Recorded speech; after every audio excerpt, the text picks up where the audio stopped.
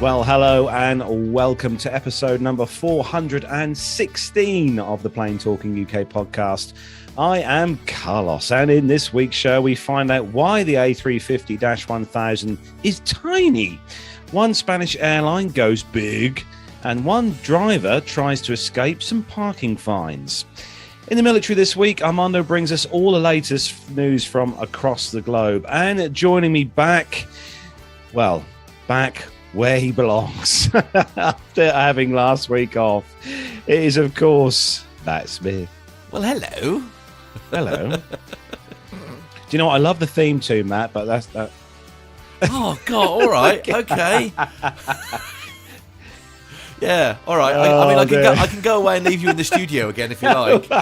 I'll tell you what. Do you know what? Did you see the after we finished the show last week? No, I didn't. But I have to say that producer John did share it with me. So honestly, I said to everyone who was watching, I said, honestly, you seriously have to see the amount of effort and work that Matt puts in when he's there in the studio, because it's not just a case of pushing up sliders and twiddling knobs and doing this. Well, that's exactly what it is. Matt is the multitask king.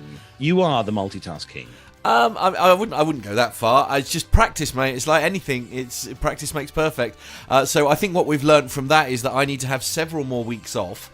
And you need to sort of get your hands dirty, get you around it. And I'm pretty sure that producer John will agree with me on that one. So you're out of luck there. It's just the whole, when you're switching cameras between the guests but then while you're doing that, you're also making sure the audio levels are where they're supposed to be. Yes, it's all right. And obviously making sure that you're putting the right picture on. Yeah, and I'm just going to put it out there that but don't worry, Carlos, we fixed it in post last week. That's all I'll say on that one. Actually, Alan White says it quite right in the chat room, says that a big bump in salary is needed for Absolutely, yes. I think we should double my zero salary immediately, don't you? I think that's a great idea. Yeah, absolutely. And remember, guys, the Patreon links are on the website.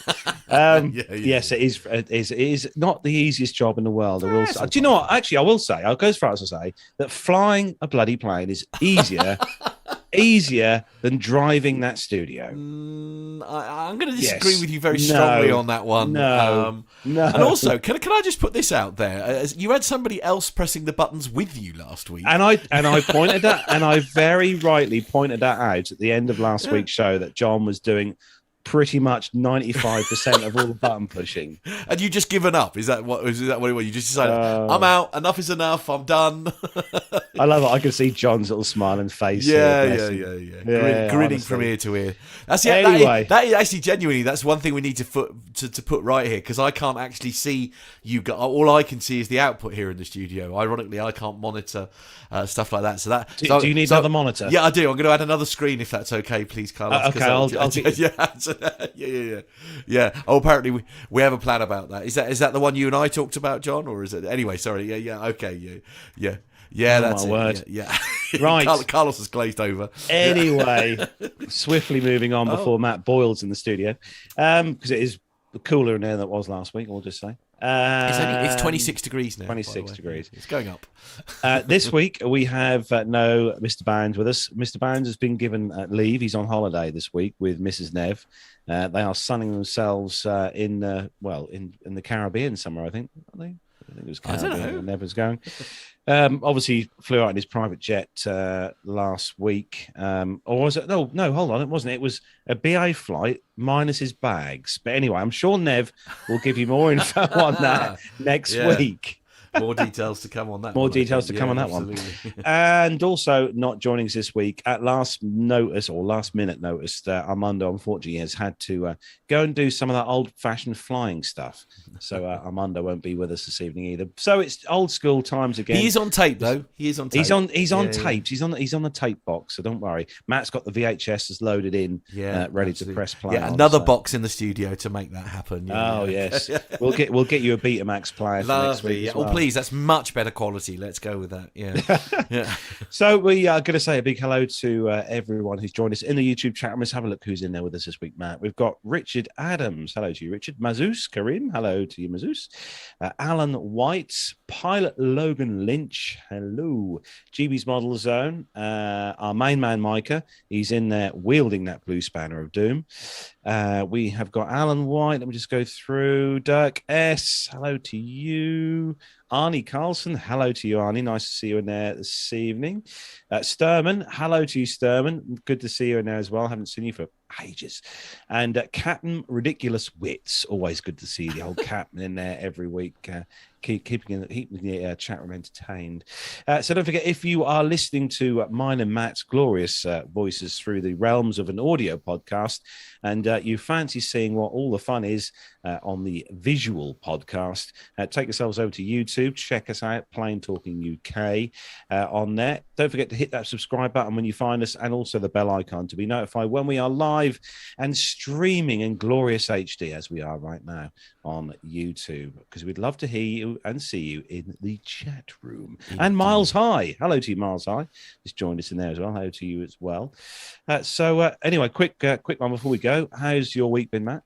Yeah, it's been all right, mate. Actually, it's been quite busy. Sort of lots of changes in my life outside of the podcast, as you well know. So that's been a little bit challenging, but that's all right. We're rapidly learning the new technology at warp factor 9. Haven't fallen off air yet this week. That's a win. Actually, no, we fell off air the once, but we'll gloss over that and move on.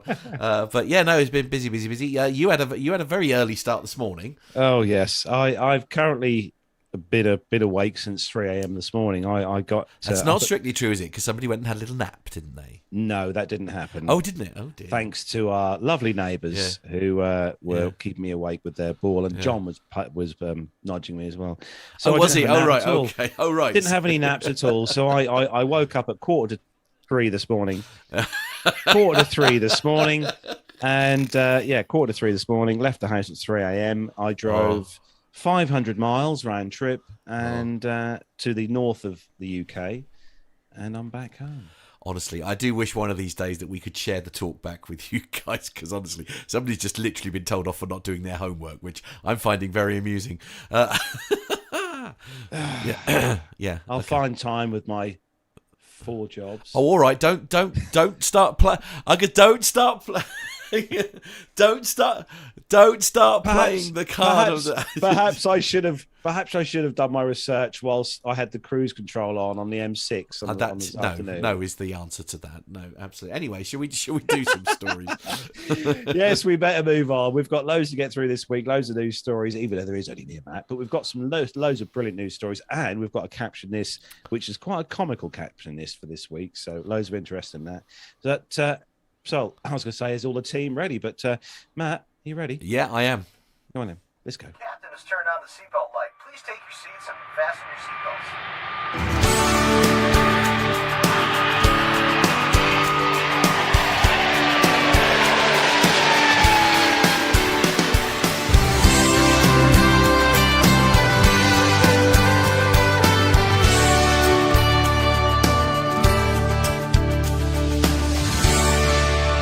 This week's first story, it's all about size. Does size really matter? Well, it does to one certain airline and one certain airline operator. Honestly, Matt, your mind.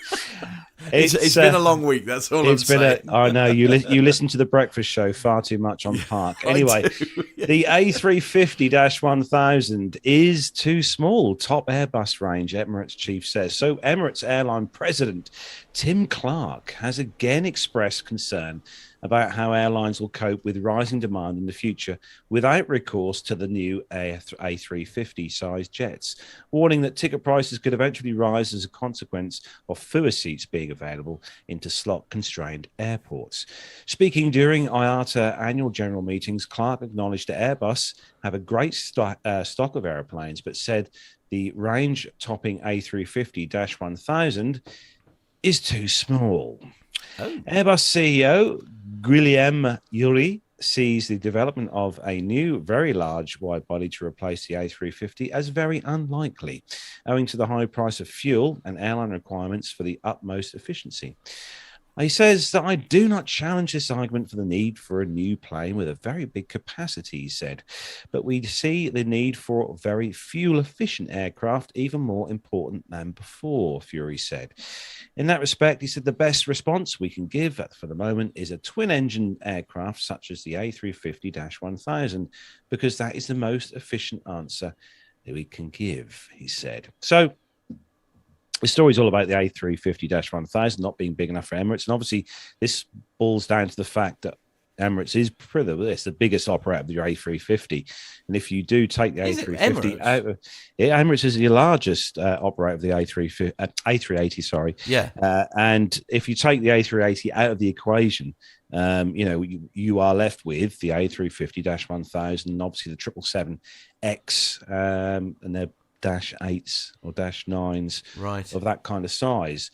And what the big thing is, obviously, with the 380 having 4 engines, it obviously burns more fuel, eats more fuel, costs a lot more to run, but you can get more people. Well, nearly as many people. You can get slightly more people on them than the A350-1000.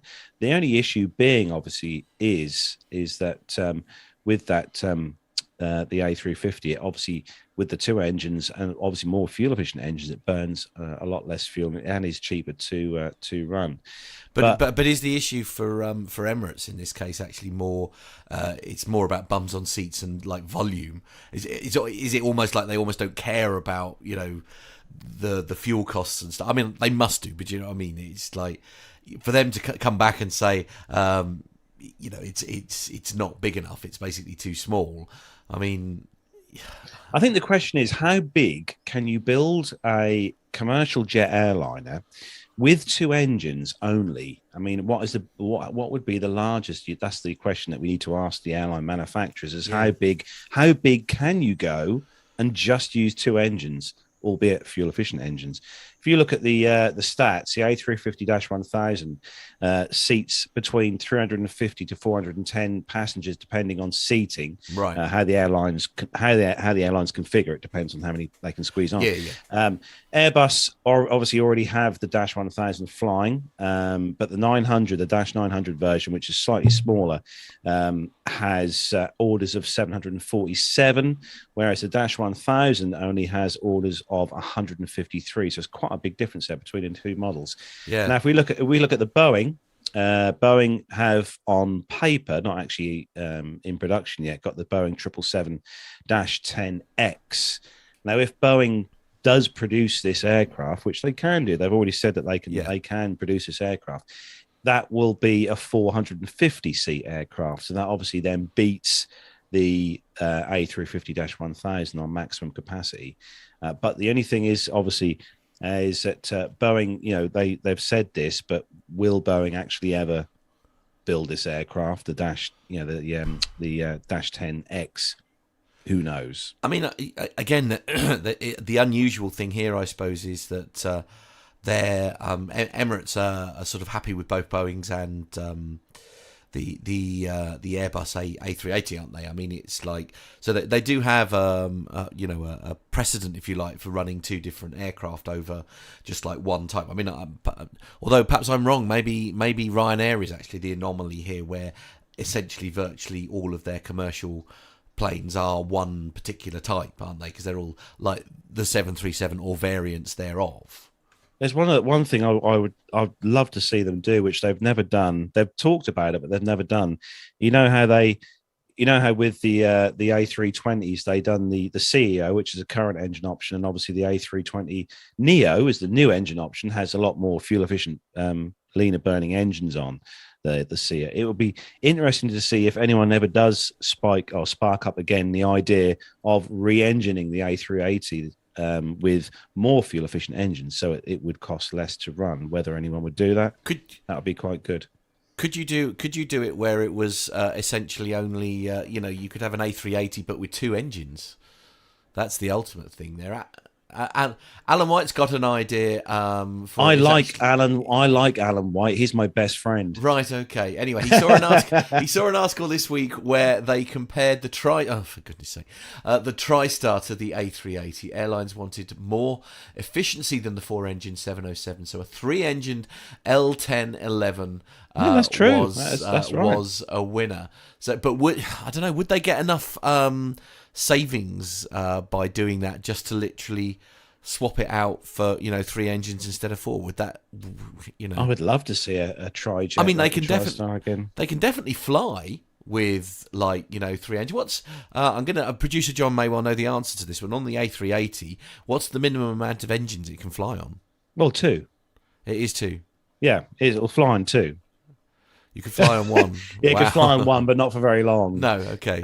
He would have to find an airfield fairly quickly. But again, this is, and it depends on which engine it is too, I suppose. But also, I mean, from the naivety of my point of view, if you see what I mean, is like how many engines would you require to get off the ground? Would you be able to do it with 2 or 3? Yeah, that all boils down to capacity again. If you're going to build a bigger aircraft that's powered by just 2 engines, you need to have 2 really good engines to power that aircraft. Yeah. So,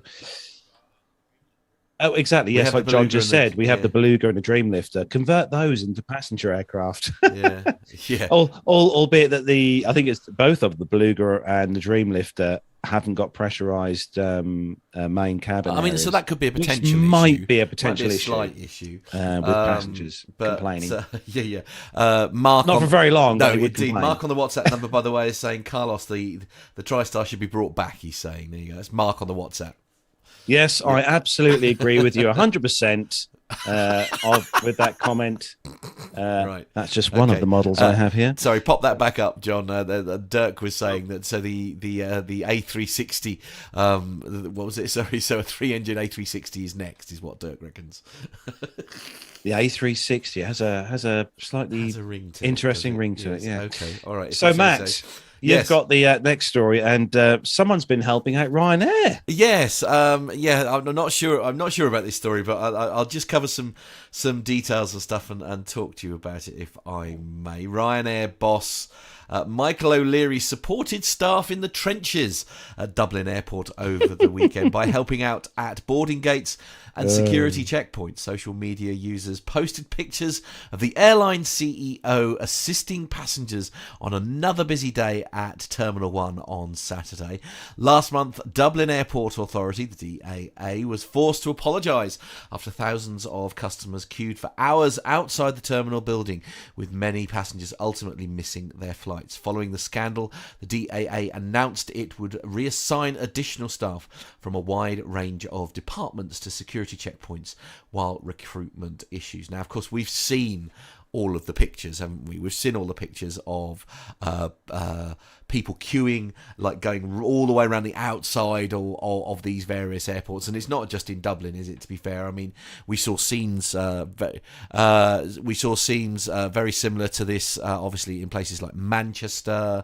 I think Luton had a similar problem as well, didn't it? Where it got sort of queues literally going round the block. So it's fair to say that Dublin isn't alone in this one. Now, one of the things that is quite a scary statistic. So I say, for the purposes of this story, I'm picking on Dublin for this, but I don't actually know. This is I may have made a small mistake here. Oh, it is Dublin. Sorry, yes, it is Dublin. Yeah. So basically, in May, so we're looking at the month of May, over 1,500 passengers missed their flights due to the delays caused by trying to get through security. It's Story 1, episode 414. We covered this in great detail if you want to go back and take a look at that. Now, we'll stick with the first bit there. Part of me is a little bit worried that actually O'Leary won't have been helping very much in terms of going through security and that, but this just smacks of a publicity stunt to me personally. And surely them having, because they were going to at least have to be showing him the ropes, won't they? Alan White's got the answer there for you, Matt, in the chat room. What's that? Yes. What? Yes. He was there for a 2-minute photo shoot. Oh, do you reckon? Oh, do you reckon what it was? Yeah. Just a 2-minute photo shoot, then he was gone again. Yeah. He also says that the CEO of another airline, Emerald Airlines, Conor McCarthy, he was working in the baggage hall, which is interesting. So, Well, do you remember we had that story as a week or the week last week or the week before where it was last week, wasn't it? We had the pilots were loading and unloading. Yes, loading the own baggage, weren't they? aircraft. Getting it into the aircraft. But I mean, it's great PR if you are the CEO of a large European airline to be seen helping out and stuff. I mean, my argument is obviously if they're showing the ropes and stuff like that, ironically, it was probably slowing down the experienced security staff. But I'm sure he was doing everything he could. But John is saying that they're redirecting people from all different departments to try and help with this particular crisis. Some of the pictures, I saw on social media, on Twitter, and that I've seen over the last few weeks of what's been going on in the not just the regional airports in the UK, but pretty much everywhere, is shock. Honestly, as much as I would love to go on holiday this year, I'm glad that we aren't going on holiday this year, because the chaos is just not worth. Well, you had a little you had a little sort of stay down in Devon, didn't you? Actually, and sort of beautiful rural cottage and all that kind of thing. Literally rural. He couldn't get any signal. He was very distressed. He was very distressed not being able to do his usual things. It has to be said. But going back to this story, sort of moving on slightly from that, I don't feel really that. So Transport Secretary Grant Shapps is accusing the airlines of seriously overselling flights, whilst the airlines are slating the government for a lack of support, financial and information, as in terms of poor communications during the whole COVID situation. And Willie Walsh, who is as we all know, is the boss of IATA branding,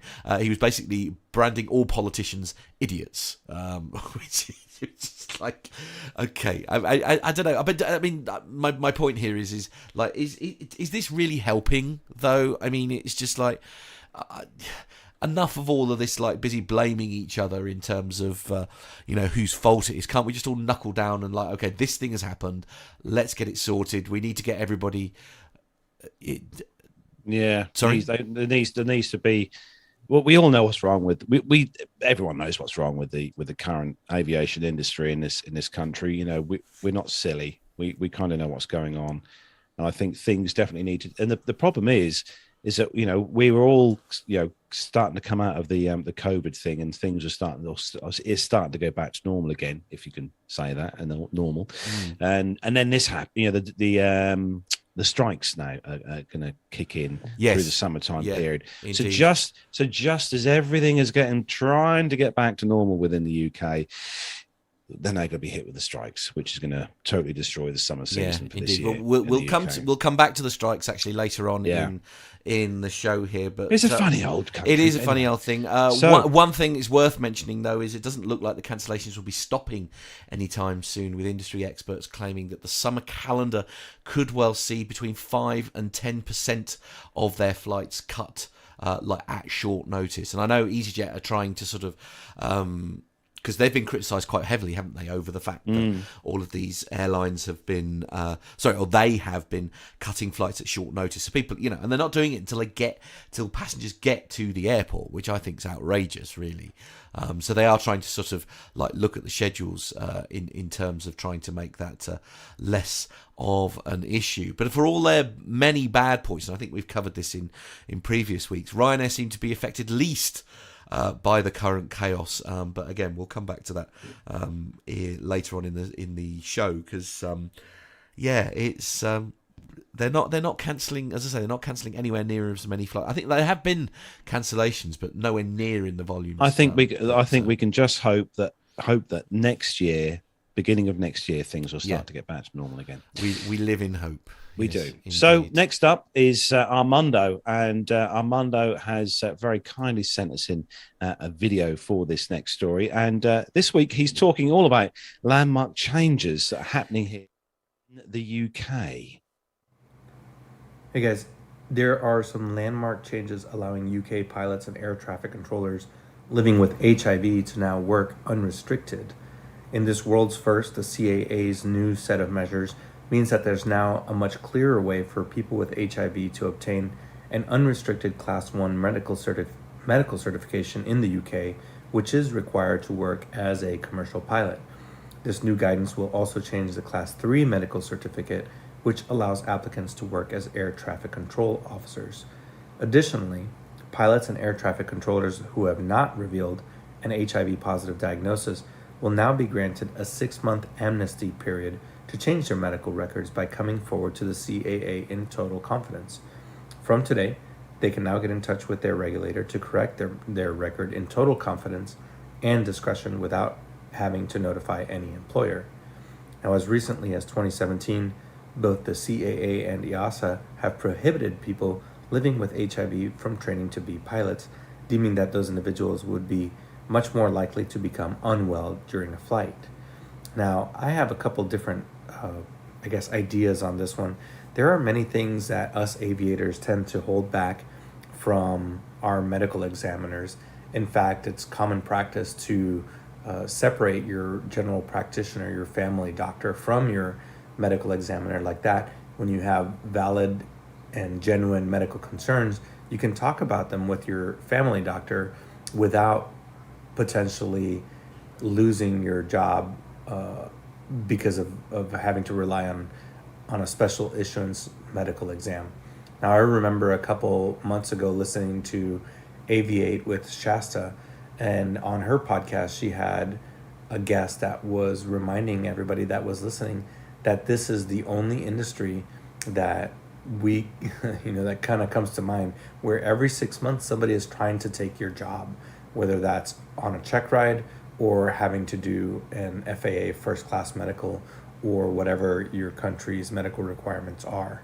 This is important, an important step forward, I think, for folks that have lived with HIV and maybe even hidden it, but maybe not even hiding it from their employers.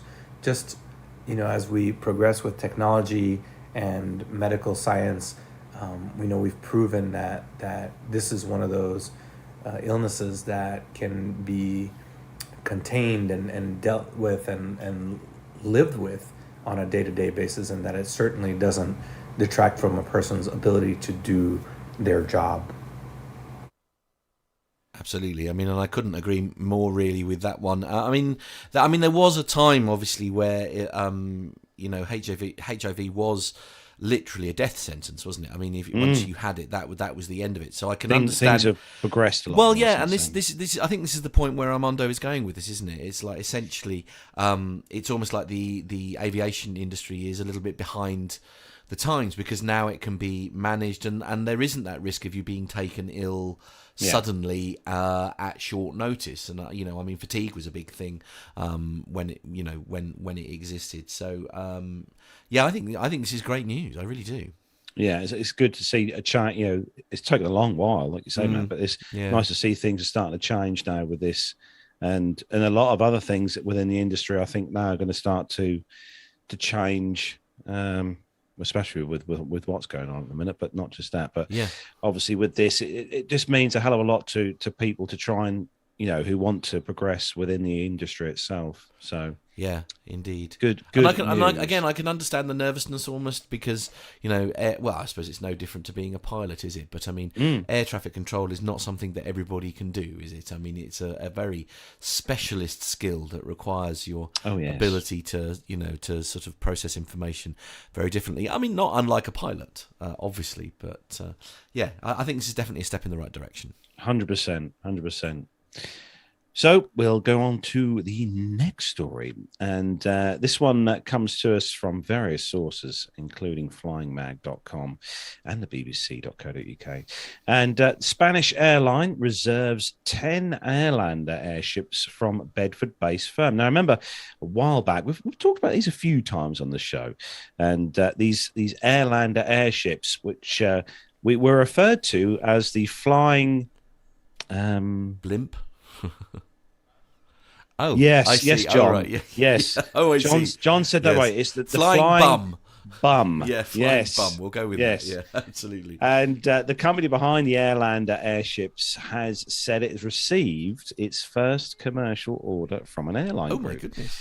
The European regional airline Air Nostrum Group recently placed 10 preliminary orders. They are preliminary. For a massive hybrid airship called Airlander 10, currently under development by UK-based Hybrid Air Vehicles, HAV. The aircraft, which will measure more than 300 feet long, is expected to enter its production phase later this year in South Yorkshire, England. Lovely part of the country there.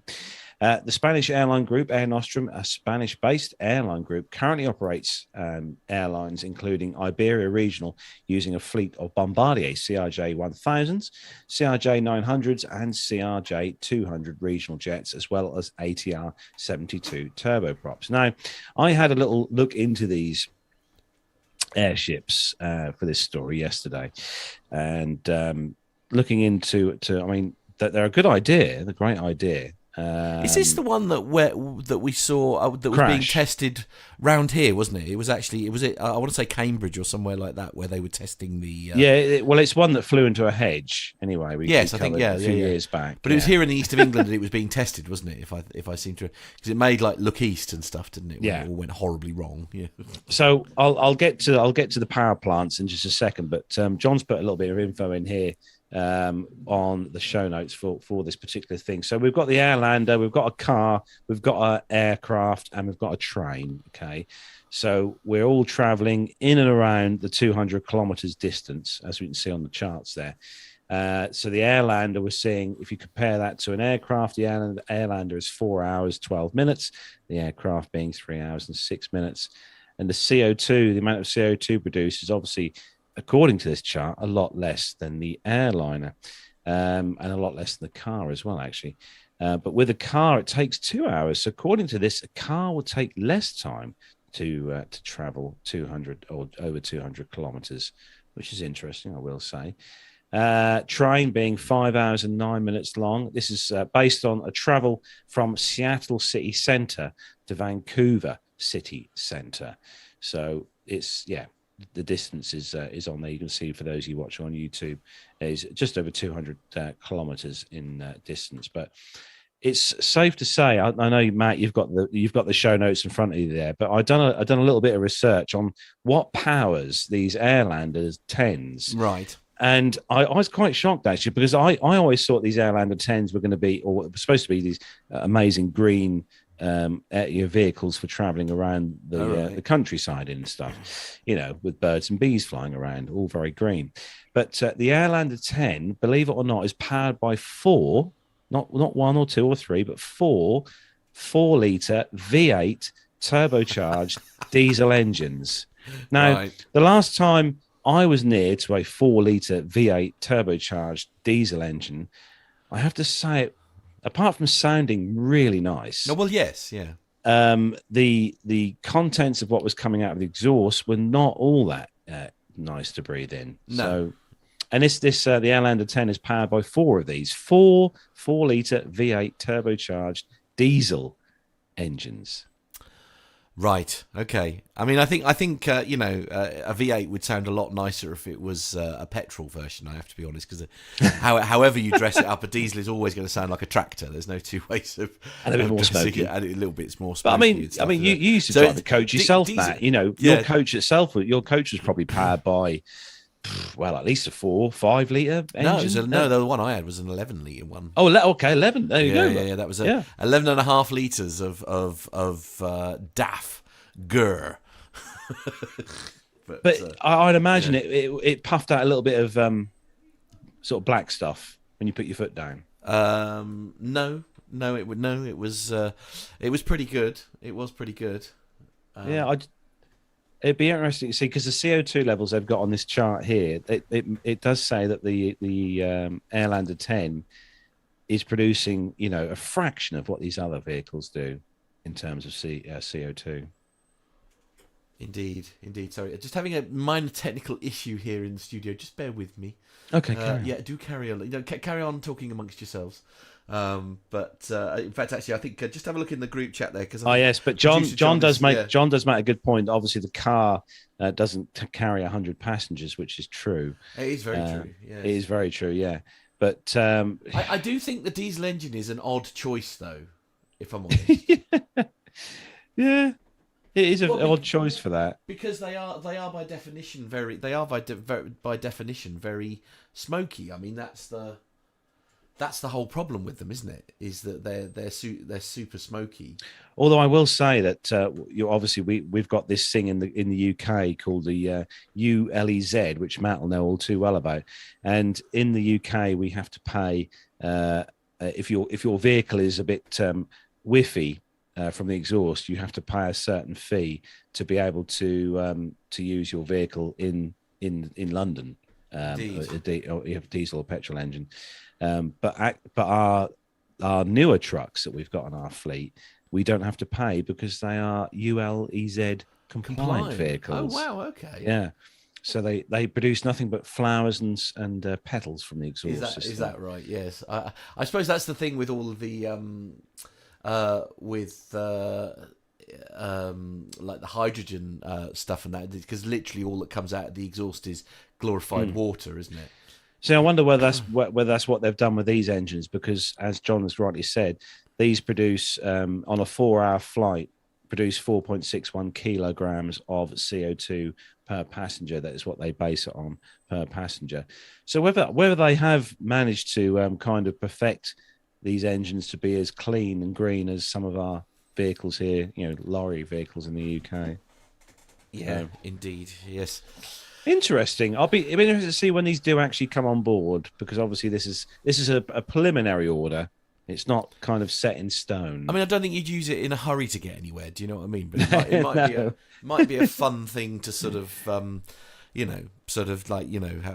sedately, a bit like hot air ballooning. Apparently, according in the chat room, Mr. Lanwarn is saying that his 16-year-old 2-litre Saab is ULEZ compliant. How is that possible?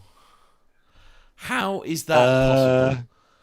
My goodness me, I'm very jealous about that, because my little C-Max with its 1.6 diesel engine, despite having a one of those diesel particulate filters, is not. And every time I go into London, it costs me a blooming fortune. It's like, and if I take a wrong turning when I'm near Heathrow, like it did last time, coming out, it ends up costing me 16 quid. But anyway, it's interesting. Well, we'll see. We'll keep watching this story for the future and see what goes on. Indeed. So, Matt, okay, you have got the next story, and it comes to us from Ryanair again. Indeed, yeah. So we're going a little bit back to what we were talking about. I like this. The words Ryanair and rescue flights. Yes. Although not perhaps in the style to which you were thinking / hoping for, if I'm honest. So Ryanair has launched a mission, petrol thirsty UK podcast. Thanks, Turk, much appreciated. Ryanair has launched a mission to rescue passengers whose flights have been cancelled by other airlines. The low-cost rescue flights were bookable at rescue prices until June the 23rd in a brazen power play to cash in on the woes of its brittles. The Irish budget carrier announced the launch of 200 rescue flights from 19 of its UK airports to Europe to facilitate the UK families whose flights were cancelled by BA, EasyJet and TUI. The airline has cancelled relatively few flights and even added 1,000 extra flights to its roster for July and August. However, Ryanair passengers may yet suffer disruptions if its cabin crew follow through with the threats to strike in France, Italy, Spain, Portugal and Belgium. I was doing a little bit of digging around this, as I say, as it's sort of it's insane. The thing that surprises me here really is, and I don't know whether John might be able to sort of help me with some information on this one, but they genuinely don't seem to have been affected by what's happening here as much as the other airlines. And I don't know whether it's perhaps because they made the decision not to get rid of as much staff as other people did. I know they've also got the advantage of the fact, I think, in most cases, the ground handling is also handled by a company that Ryanair owns. And I don't know whether that's got something to do with the way that... that they're managing to basically keep their existing flight schedule up and running. And in fact, actually, in this time, to think that they've added another 1,000 flights into their summer schedule in an attempt to do that. I mean, it really is I feel, for all of the fuss that's made about Ryanair, I mean, I do think this is, perhaps here they've done it right. Do you know what I mean? Yeah, don't forget as well, they've got new aircraft as well, I think, being delivered. What are we in June? No, July. No, June we're in now, aren't we? Yeah. I'm sure. I think it's sometime just before the summer season. They've got some more Maxes being delivered as well. Indeed, but sorry, Alan White says terms and conditions apply. One panini and a scratch card purchase is mandatory by each customer on rescue flights, and some perfume as well. Of course, yes. Absolutely. This is the thing. I'm sort of quite pleasantly surprised about how they've done here. Now, of course, they're not out of the woods here. As Carlos mentioned earlier, we've got strikes, in the forecast. If you with like, BA, for that. yes. No, and also Ryanair have got some big yeah. strikes here. So there's strikes in Belgium and Portugal that are expected to take place on the 24th and 26th of June. In France, we've got strikes taking place on the 25th and 26th, and the 25th in Italy. Spain on the 24th. Spain's has apparently been hot off the presses. Spain's has been called off apparently, presumably is that all of the dates there then, John, where the 24th, 25th, 26th, 30th of June and the 1st and 2nd of July, those in Spain have been called off. So that's definitely good news. Unions have claimed that the dispute centred on wage levels and pay for pre-takeoff and post-landing duties. A Ryanair spokesperson said last week the unions should return to the negotiating table to deliver improvements instead of disrupting passenger travel plans, which is quite a controversial thing to say, I think, at the moment, especially given all the trouble we're having on the trains here at the moment. I know, absolutely. But good news is... Can I interrupt you there, Matt? Oh, okay, go on. Can you play the breaking news stinger? Oh, I don't have one. We'll pretend. We'll insert one in there and post. Thank you. Breaking news. This is from Sky News. A man, apparently this is about 3 minutes ago. A man has been detained at Gatwick Airport as police deal with an incident. A man has been detained at Gatwick Airport as police deal with an incident that's happened this evening. Sussex police said a cordon has been put in place at the drop-off parking area for the North Terminal. The force explained that the action has been taken as a precaution. That's breaking news as we are live this evening. Oh, interesting. There we go. Okay. More to come on that, perhaps. If there's an update before the end of the show, then we'll come back to that. But no, going back to this now, with what's going on, with the obviously the strikes and stuff like that. We've got BA, Ryanair, EasyJet, TUI have had, TUI have cancelled flights, haven't they? We're running out of options here. Yeah, so this I thought was quite interesting. Sky News asked EasyJet, BA, TUI, Wizz Air, and Vueling, who have been mostly reporting cancellations, when it's likely that no more cancellations were going to take place. The airports were also asked the same question, but they mostly said that was a question for the airlines to answer. And interestingly, they basically came back with no comment when asked. I'm just checking the news feeds, right? I'm trying to see whether Jet2 have cancelled, and I'm seeing a few here delayed. Yeah. Most of them are delays, but not in any of the same capacity as what Ryanair and EasyJet have done. No, true. Going back to what I was saying, the airports were asked the same question, and they said it was a question for the airlines. However, Heathrow has asked airlines flying from Terminals 2 and 3 to cancel 10% of their schedules. I think this was on Wednesday, due to mounting problems with its baggage handling. Of course, we've seen, in fact, our very own Nev has been caught up in things that haven't exactly gone according to plan in terms of that. Now, we were taking the mickey earlier, obviously Ryanair to the rescue, while BA, EasyJet and TUI cancel thousands of flights across the UK, causing travel disruption for UK families. Ryanair continues to operate a pretty much full schedule with over 15,000 weekly flights, and today they've added an extra 200, on Wednesday, not today, added an extra 200 flights from 19 UK airports to help the BA, EasyJet and TUI customers who have been disrupted by those cancellations.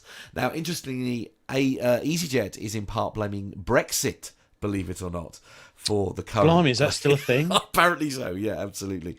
For the current issue, citing having access to a smaller pool of workers to hire, which is perhaps a fair comment. The government has vehemently denied that the chaos seen at UK airports in recent months has seen anything to do with the country's departure from the EU.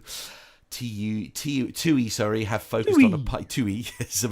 have focused on apologising to customers, choosing to focus on reassuring passengers that they're doing everything they can to solve the issues. One thing I was intrigued about actually is now air traffic control. Are they in the same boat here, or have they managed to keep most of their staff? Because I mean, a lot of this is all stemming from the fact that loads of people. I've not heard anything, kind of thing, wasn't it?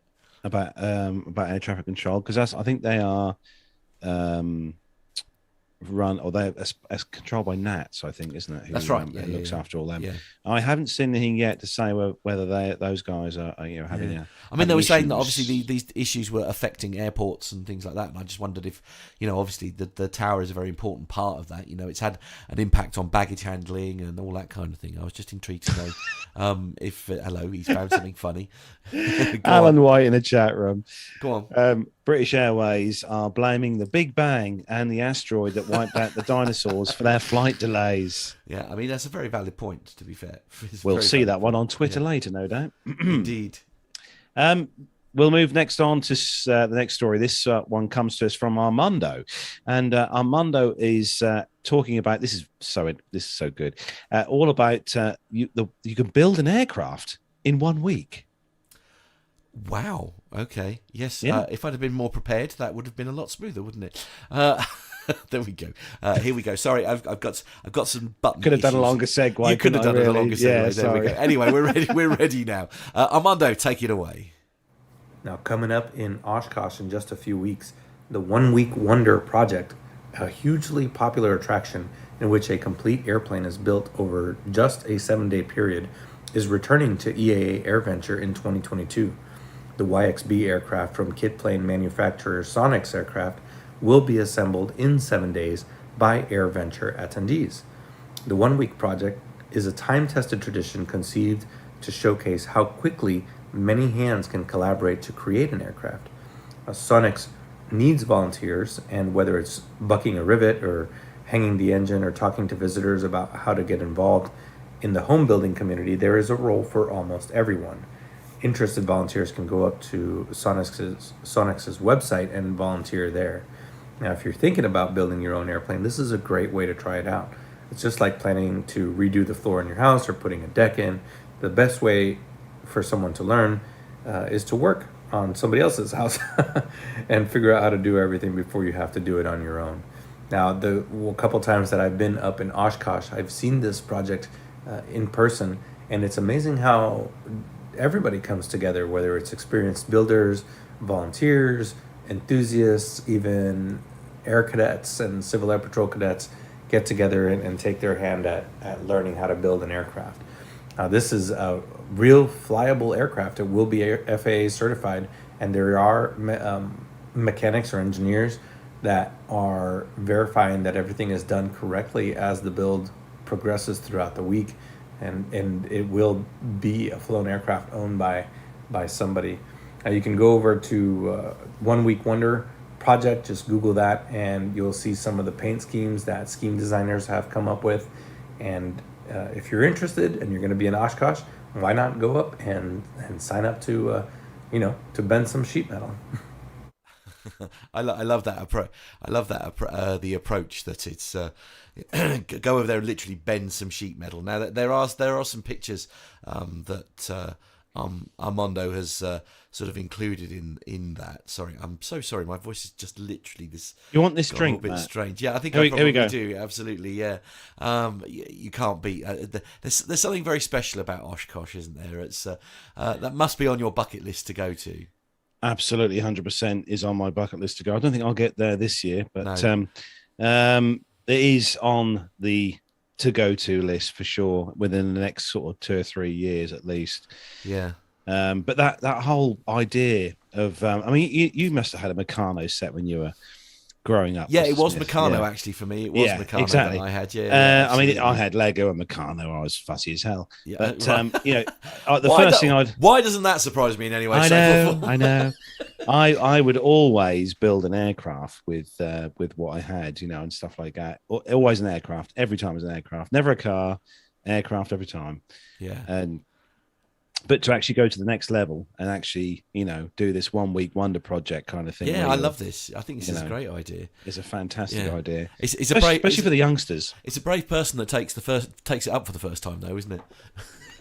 Well, that would be Armando. We Well, all of know course. this. Yeah. Because he bounces very well. I think that's what we've discovered. But no, I love this. This is a great story. Yeah, it's. So everybody who builds it apparently signs their name on it as a sort that's of like good. a memento, if you like, of their being involved in said project. But that it looks a lot of fun, doesn't it? Absolutely. I can see Armando like being well involved in a project like this. Don't know why. It wouldn't surprise me. It wouldn't surprise me if that obviously, he's got this big double garage, whether he's in one corner of the garage, he's got this thing under a dust sheet. It's Right. a project Okay. of something, Yeah, I can imagine. Indeed. Okay. So well, next story. Yeah, absolutely. Next story, I'm just going this- to go and get myself a drink while you Go do and that. put All your right. teeth in, Okay, grab thank yourself a you. drink. Thank Excellent. you. Thank you. This next story comes to us from Okay. the I'm not going anywhere. comes to us Apparently, from we've got a video I've got to play out. so- Bloomberg.com. And this is a story that broke earlier on this week. Now, we all saw the videos in social media. I've got so much to say about this. It's not even funny. And this is a passenger jet that caught fire after a landing gear collapse in Miami this week. And the aircraft, which was carrying 126 people, caught fire after landing on Tuesday in Miami International Airport when the landing gear collapsed. 3 of the people were transported to hospital with minor injuries. Actually, I think that's 4 now. I think they went up to 4 this week. The fire followed the collapse of the front landing gear of the MD-82 Flying Red Air flight. So that's a Flying Red Air. Flying Red Air sounds like an interesting airliner name. This was flight 203 arriving from Santo Domingo, Dominican Republic. Yeah, Red Air, yes.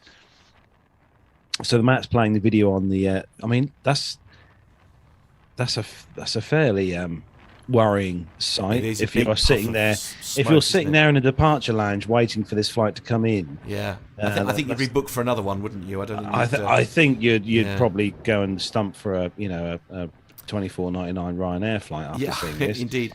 Now, of course, the bit that's annoying you is actually more evident in the other video. So I'll tell you what, we'll stop playing that one because that one is it coming into land, and I'm going to play you this little video coming now. into Are you ready? something. Right, so yeah. just describe this one for our lovely, man, listeners. honestly, Here we go. this is Neil, just... Neil Lamward is one step ahead of you. So you're a passenger on an aircraft. The aircraft has just crash landed, but the aircraft's intact. The doors are open. You're able to get out, but you notice out of the window that the right-hand side of the aircraft is on fire. So do you get out your seat, undo your seatbelt, get out your seat, take the nearest available exit and get off the aircraft? It's on fire. Or do you go in the overhead luggage compartment, get your case out, your bags, coat, and then exit the aircraft? I mean, this was phenomenal. I have to say, out of all the videos we've covered on PTUK of people exiting a burning crashed airliner, this has got to be in the top Now I've got a better one for you, Carlos. All right, ready? This is another video that is this the internal one? John has found us. This is the internal one. Isn't This it? one I think this one takes the biscuit. I think This is not only are they taking their luggage with them, but they also thought, well, I'll grab my phone and I'll record the chaos. This is phenomenal. Which is just look at all these cases. Yeah. So for those of you listening on the audio show, this is a gentleman in his seat who is after the aircraft has crashed. Good news is he's got his bottle of water. He's got his camera out. He's got his bottle of water. He's got his case. He's filming himself coming off the aircraft just in case. You know, he's got to put it on the Instagram later on to show that he's off the aircraft. But really, it just makes me so cross. It makes me so cross. It's just like, oh dear me. And just for sort of final closure and stuff. So as I say, Red Air is obviously is the aircraft here, and this is basically after they put the fire out. I mean, the damage is quite extensive there, isn't it? I did question the other day what was that frame like bit over the wing. Did wonder what that was because it. I don't know what that is. Was it the wing or was it? No. If anyone in the YouTube world could tell me what that frame-like piece is, because I don't think that should be there, and that is burnt, so it was obviously there during the fire. Whether it's something it hit on the actual airfield itself. The airfield, yeah, possibly. The other thing is as well, just a quick bit of info as well. The aircraft in this particular crash was originally delivered to American Airlines back in December 1990. So it's got a few miles on it, I should say, a few miles on this aircraft. It was stored for 3 years from 2014 through till 2017. So it was in storage for 3 years before it was then taken out of storage in 2017 and then obviously started flying for Red Air. But I was trying to see if we could. I think that's what the explosion is. I think is because it caught.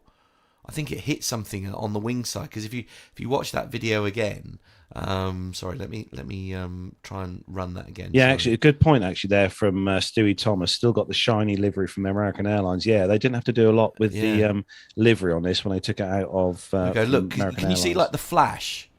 So it obviously hit something on the wing side. Can you see what I mean? I don't know. Yeah. Perhaps I'm oversimplifying this, but there we go. Yeah. Interesting one. Yeah. Indeed. Oh, really? So sorry, John's just saying in our ears that one of the videos you could actually see people tripping over the luggage on the ramp, which is not a surprise at all, really, is it? Actually, Dirk makes a very good point in the chat room. He said, "Can't we have a central register banning these particular people from future flights?" That would be a good idea. That register would be literally probably. Yes. That I hit the wrong button. Sorry. Oh, did he? Sorry, right. Dirk. I clicked the wrong bit on there. Yeah, so it's a very good idea actually. That I mean, if we did have some sort of register that you'd want two actually. You'd want one for people who having fights on aircraft and being drunk, right, and then one for people who use or carry-ons when they have. I mean, of course, the good news is if you did want to put something like this in force, of course, there's plenty of video evidence to back it up. So you could easily identify the people involved and make sure that they are banned. You can take photographs from their own videos. It's just honestly, it's amazing. I mean, as much as we all have, cameras and passports and various things like that in our bags when we're traveling on holiday. I mean, I always carry my DSLR cameras with me. Yeah, that's a few quid's worth of stuff there. But in the case of the event of a fire, being on fire, I want to get out. I want to get because I know that I've got insurance to cover that stuff. Yeah, absolutely. As we all have insurance on stuff like that to cover stuff. If nothing else, mate, it's a jolly good excuse to go out and buy 2 new cameras. It is, yes. Why would you not want to go and repurchase that brand new Samsonite case that you had on the aircraft? Yeah, right. Samsonite, hey? Oh, hello. And those Somebody's doing four well. cameras, like what Captain Nick has. You know, you Right, had four of those. Yeah. I mean, you do have to prove it, by the way. I just want to put that out there. Okay, fair enough. Right. Okay, right. We'll move on to the next story then, if that's. Oh, this all was right. good, Matt. Yeah, we're talking food now, aren't we? This is something that I get quite excited about. So this isn't going to work fantastically on a audio podcast, so I apologise for that in advance. But long story short, catering services and innovation showcased at the WTCE 2022 Expo event, which is very excited. So last week we talked about the Air Interiors Expo in Hamburg. But did you know that there's also a World Travel Catering and Onboard Services Expo, where here there are some of the displays of the event. We've got top foods. They create meals free from preservatives or flavour enhancers with a shelf life of 6 months. I mean, wow. Yeah. Don't say that. If it's backpacked and sealed, it'll all be fine. Zero waste, no chilled or frozen logistics required, and packaging specially designed for in-flight oven use. I like the sound of that. Iceovation. What's iceovation? Interesting. This French manufacturer of thermoproof packaging highlighted a lightweight foldable packaging designed to transport ice cubes, ice cream and meals on long-haul flights. I like the sound of that. Now, the bit that I was quite excited about was these two wine. So, well, it's literally wine as we know it, but in like Red Bull cans. You know, the tall, long ones and stuff. Which, because at the moment it's always been like miniatures and stuff on board, hasn't it? It's, but I quite like the sound of that. You know, sort of like there was both red and white. I mean, there was a Sauvignon Blanc. There was a lovely Italian one in there as well when I was looking at the story. And then with the other thing that was fascinating was the bee conspiracy. Now, this French company showcased its 100% recyclable single-dose self-care products, which include deodorant, makeup, makeup remover and shoe polish, all of which come in recyclable packaging. Now, that's all very well and good, but I don't really care about any of that, I'll be honest with you. Now, for those of you who are watching on the YouTube, if you're not watching on the YouTube and you're listening to the audio version, then take yourself to the show notes to have a look at one of these websites. Now, I think, if my memory serves, John prop me if I'm wrong. Actually, while you're doing that, Matt, I think it's topfoods.com is where this has come from. So we'll start with the Asian selection. These absolutely, you know, this routine that you're poo-pooing here, Carlos, is that food does look absolutely delicious, and it was preserved using the method that you poo-pooed just now. But I mean, look at all that; it looks absolutely delicious. I mean, I don't know if airline food ever actually does look like that, unless you're in business or first class, I suppose. But I'm just loving that. These are all the Asian. It does look nice. It does, absolutely. Green curries and chicken curries and it's lots of chilies and stuff on there. Chicken satay. Stewie Thomas wouldn't say no. No, he wouldn't. No, absolutely. No. We've got a chicken chasseur there as well, and we've got chicken Asian yellow curry and a good old fashioned Thai green curry. Oh, just loving it. Can't get enough of it. And then, you know, for boring people like Carlos, then what you can have sausage and chips. No, chili con carne, or is that a bit too spicy for you? It's probably a bit spicy for you, isn't it? Yeah. There we go. Neil Lamworn in the chat room says John's got a great idea. Come on, let's save up some money. Can I go to the expo next year, please? I'll go and sample all of the food. Yeah. So we'll push the boat out next year. We'll send Matt to the expo next year. I'm happy to go on my own. Definitely. Yeah, absolutely. Yeah, we'll get John to look into it. Yeah, lasagna. I was going to say, Neil Lamworn says in the chat room that apparently he was on a Wizz Air flight last week, and he had a tapas box. And he said it was truly awful. Oh dear, that's disappointing, isn't it? Anyway, and he says later on, Neil Lamworth says, "Tuck into your succulent 6-month-old chicken." Yeah. You know, I mean, yeah, sure. And also, by the way, if you want a snack. Now I don't really know what something with rice. Well, no, not quite. It's a bread roll and something, but I'm not quite sure what that is. That looks like banana with toffee on. Oh, it might be. But why would you have a bread roll with it? Mop up the juice? I don't know. Yeah, I think it's sausages. Yes, I think John's right. Oh, that's John's just me. saying Then. in our ears, Bit of me sausages and there. gravy. Yeah, absolutely. Yeah. Okay. I mean, you could put toffee on your sausages if you like. That'd be an unusual step. Actually, before we move on, right? Okay. Yeah. No, well, first off, we'll say hello to Kate. I'm definitely going to the expo, right? Before we move heard on, it here first, people. Matt's going to the expo next year. Carlos said that. Look out, the boss is in. Katie is in the chat room, so hello to you. Yeah. She loves a Frankfurter. Oh, does she? Anyway. Can I just say, and I think I have said. Where are you going with that? I think I have said that. I think I have said this before on previous show, but wouldn't it be nice? Wouldn't it be nice to have an airline in the UK or in Europe, right? Yes. That had bangers and mash, pie, steak and ale pie with mash as an option. Right, now look, I take issue with this, and I'm probably going to be on my own on this one. You don't say you don't like sausage No, mash. no. I absolutely love it. And Katie, come on, you need to back me up on this one. She's a proper Norfolk girl. She'll know exactly what I'm going on about here. When I go out for dinner, a Werther's sandwich. What's a Werther's sandwich? Oh, I see. As in Werther's original in a sandwich. Yeah, right. Okay.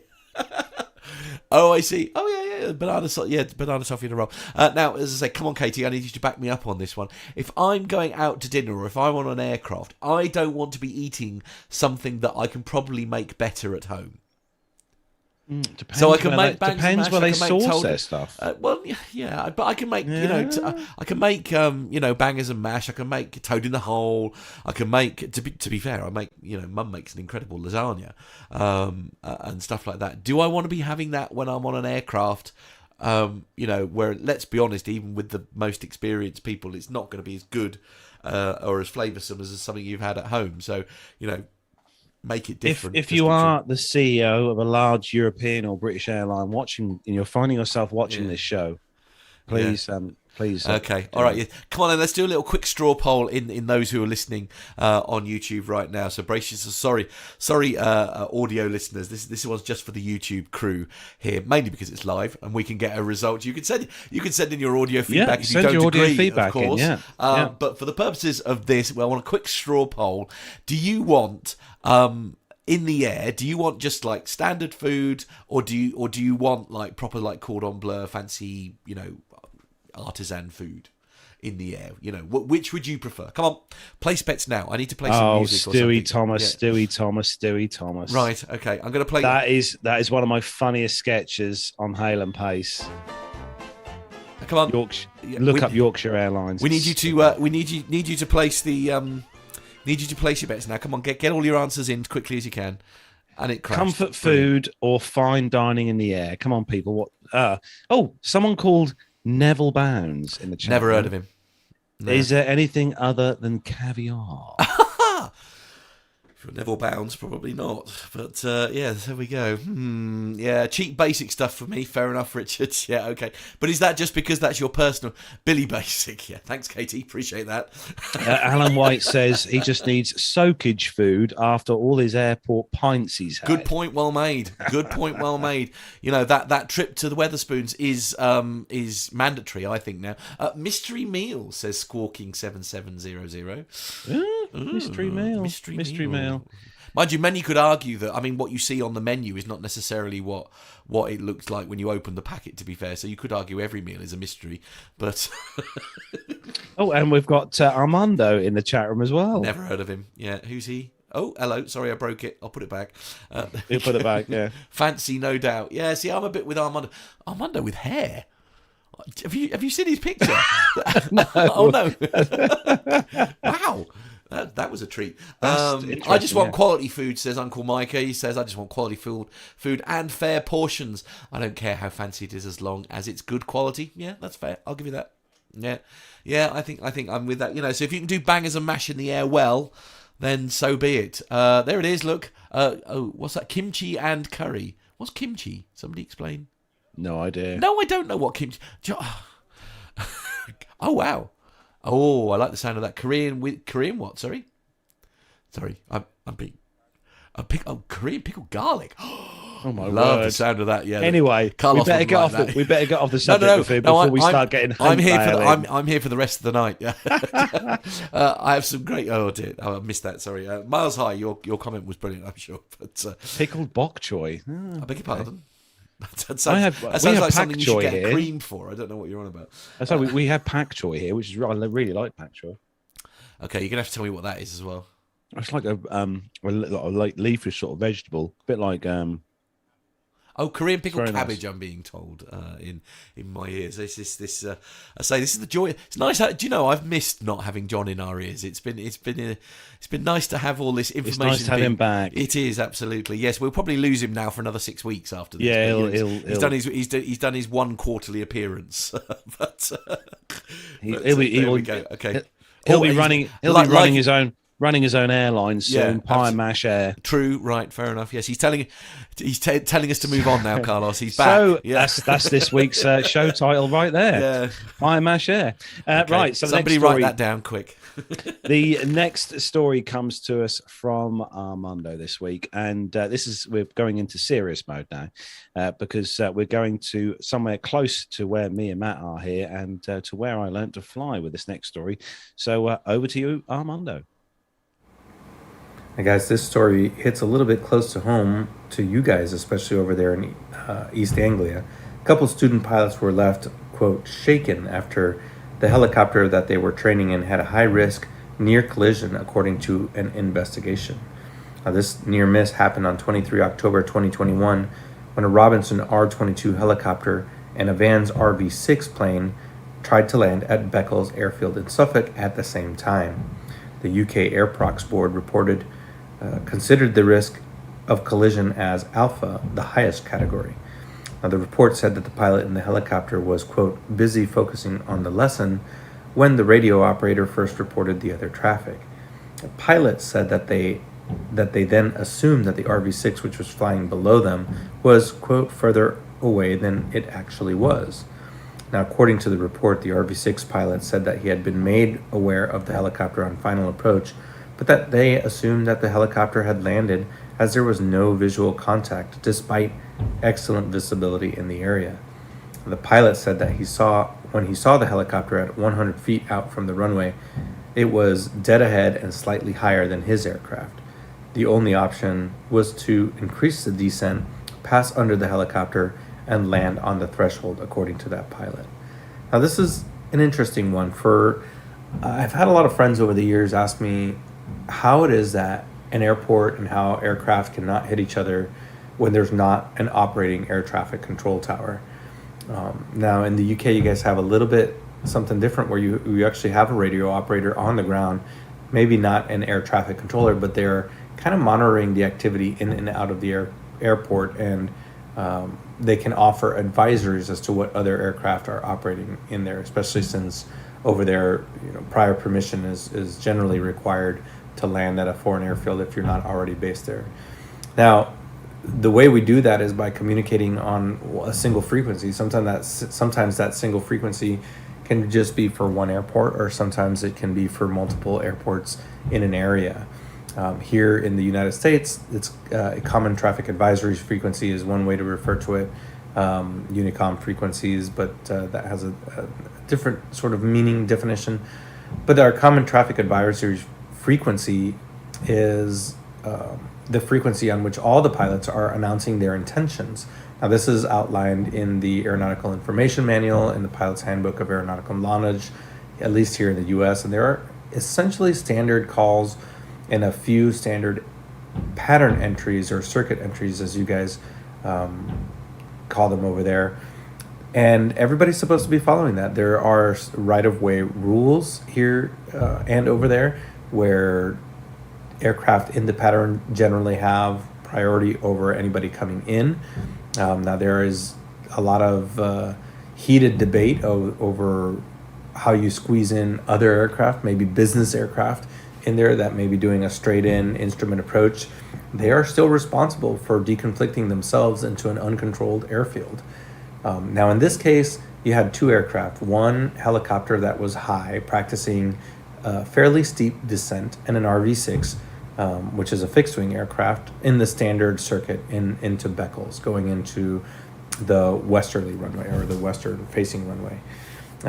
These aircraft, the RV6 is a bubble canopy, so they have excellent visibility forward and above, and the helicopter does not have any visibility down and below. And in this case, everybody was aware that there was other traffic in the area, and there was just some assumptions made on all three parties involved, from the helicopter, the RV, and the air ground operator, that everybody was conflicted when it actually wasn't the case.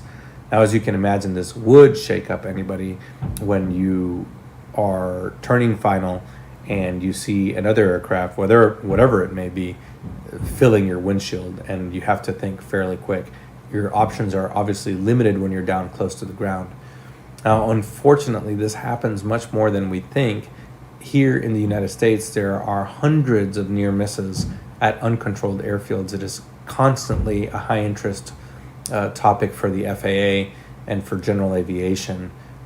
But it is just incumbent upon all of the pilots to, not make any assumptions, and when in doubt where anybody is either get up on the radio and ask what anybody's intentions, or depart the circuit and kind of reattack it. But from you guys, I am very interested to hear your take on it, since you have, especially Carlos, has been to Beccles quite a bit, and you know exactly what these pilots were seeing and facing. Yeah, now this one's really interesting, Carlos, because I mean, obviously, as Armando says there, you've done your fair share of flying out of Beccles, and you had quite a few lessons with Stuart, obviously, over there. I mean, what's your take on this story? As Armando says, you know this airfield probably better than any of us. Yeah, Beccles is it's one of those airfields that it does have a control room with normally two people on. When the airfield is open at the weekend, especially at the weekends, there's two people in the control room. It has a radio, 120.380 frequency for Beccles. And when you are calling in, say you're calling for a landing or approach or something, it's always land at your discretion. You're never cleared to land. It is a land at your discretion. So you're always using your eyes. You're always scanning ahead to see if there's any other aircraft that have meandered onto the taxi or runway whilst you're on approach. So it's very much, the pilot's discretion. It's one of the first things you're taught at Beccles is, eyes everywhere, because not only have you got the helicopters, the school Virage that are based on the site doing helicopter training, you've got the fixed wing training school on site as well. And you've also got, obviously, the Cessna Caravan, the 208 Caravan, doing parachute jumps from the airfield as well. So you've got to have literally eyes in the back of your head when you're in and around Beccles. So and the circuit height is 1,000 feet as well for Beccles. So when you're doing your circuit training around Beccles at 1,000 feet is what the height is. But it's clear and open there. The actual airfield itself there's no forests or high buildings or anything that ran it. Is a very, very clear and open area. So when you're on final, say for 2-7 at Beccles, it's you've got tons of sight. You can see everything that's going on. So this was, I don't know, a case of just, I think, not having a massive, really good scan by both pilots, I presume, with this. But it is the thing of it is, in the last couple of years, Beccles has become an incredibly busy airfield for operations and stuff. The helicopter flight school has become way bigger than it used to be. And also, they've obviously spent a lot of money on revamping the airfield with a new restaurant and bar and all the wonderful stuff that's there. It's a fantastic airfield to visit. If anyone's listening and you've not visited Beccles lately in the last few years, you need to go there, because it is a fantastic airfield now with some great people who run it. But it is a very busy airfield, and a lot of people, not just from the area, but from outside of the area, as far afield, as across in Wales and stuff, that all fly down to Beccles for for visits. So, But do you think that's part of the problem here, perhaps, where traffic going into and out of Beccles is now at a point where I don't know, it almost needs to be a little bit more controlled, perhaps? yeah, it's controlled by the guys that all I think there's 4, possibly 5 people who are fully qualified radio operators who work at Beccles. Right. They all do a fantastic job. I mean, I've stood in the control room many a time, and I've been up there on a weekend and watched the guys and that doing what they do. It's very structured. You know, the control room you've got your radios, you obviously got your weather station telling you which way the wind and the wind speeds and stuff. And they also have like, if you imagine, you know, the old school kind of whiteboards where they have the slots and they put the aircraft registration, aircraft type, what it's doing on the board, and they have them all kind of in front of them, so they know who's coming in, who's going out, right? You know, all the stuff. It's very well controlled in that respect. But as like I said, it's heavily on the pilot to be very, you know, aware of what's going on, because like I said, when you are coming into an approach, the thing is land at your discretion. That's what's said. You land at your discretion. You're never cleared to land. It's land at your discretion. So Armando is in the chat room here. He's got a direct question for you. Unicom is the closest thing, but that's mostly just to request services. What's the legal responsibility of that operator in the tower, Carlos? Well, the operator in the tower. It's more of a control room. A control room, that overlooks their responsibility. Really is, I mean, they do look out. And they will advise if aircraft are in the vicinity, or if there is someone who is either taxiing out or on approach or just taken off. And they'll also obviously give you the landing instructions. They'll tell you, you know, if you call in before you go onto your base leg and final and stuff, you call in and let them know what your intentions are, and they'll tell you the wind speeds and all the other stuff. That's their job, is to give you all the information that you need to be able to land safely at Beccles, which is what they do, and they do very well. But again, boils down to eyeball. The Mark 1 eyeball is what I was always told. The Mark 1 eyeball. That is the most important thing that you have at Beccles. Indeed. Well, But it's a lovely, like I said, it is a really, really nice airport to fly into. It is well run. They do have all the services and stuff there as well on hand if anything does go awry. And I think, like I said, this is just a case of, you know, someone losing sight of what's going on. Obviously, it is hard to see the R-22. The R-22 is not a massive helicopter. It is not a big helicopter by any means. Some guy called Neville Bounds says, we haven't got an ILS, but we've got a bar. I think that's very important. Indeed. What are you looking so confused about? I don't know. John's saying things in the ear, and I'm like, what's he on about? Right, what's he on okay, about? sorry. Yeah, I lost that. It's I suppose it's lessons need to be learned from this, I suppose, and hopefully it'd be a terrible shame to see there be a change at the airport, because it would be a shame to see the airport, you know, change, if you see what I mean. It's changed a lot. No, I know, but to lose its sort of intimate character almost. But quite rightly, what John I think put in the notes is a very good point actually. When in doubt, ask, and that is another thing that you're told when you're training as well. If you're ever in doubt, just ask. Well, perhaps it's got something to do with the, you know, I mean, these were student pilots, obviously, that were involved in this thing. I mean, you know, inexperience is definitely going to be playing a part in this, no doubt, I'm sure. But, hopefully it can be, they can sort it all out. I think that's the best way to do. We better move on, because, look, we're running rapidly out of time, and we haven't started military yet. Yeah, this next one that comes to us from many avenues of aviation news. Airline Online is one of them. And this is China updates 5-year general aviation plan. And China, it's a big country, recently updated its latest 5-year plan for general aviation, which covers the period up to December 2025. The plan sets a goal for 3,500 registered general aviation aircraft and 500 GA airports in China by the end of 2025. That compares with the end of the year 2020, when the country had 2,892 GA aircraft and only 339 GA airports. The plan also supports the introduction of small uncrewed aerial systems.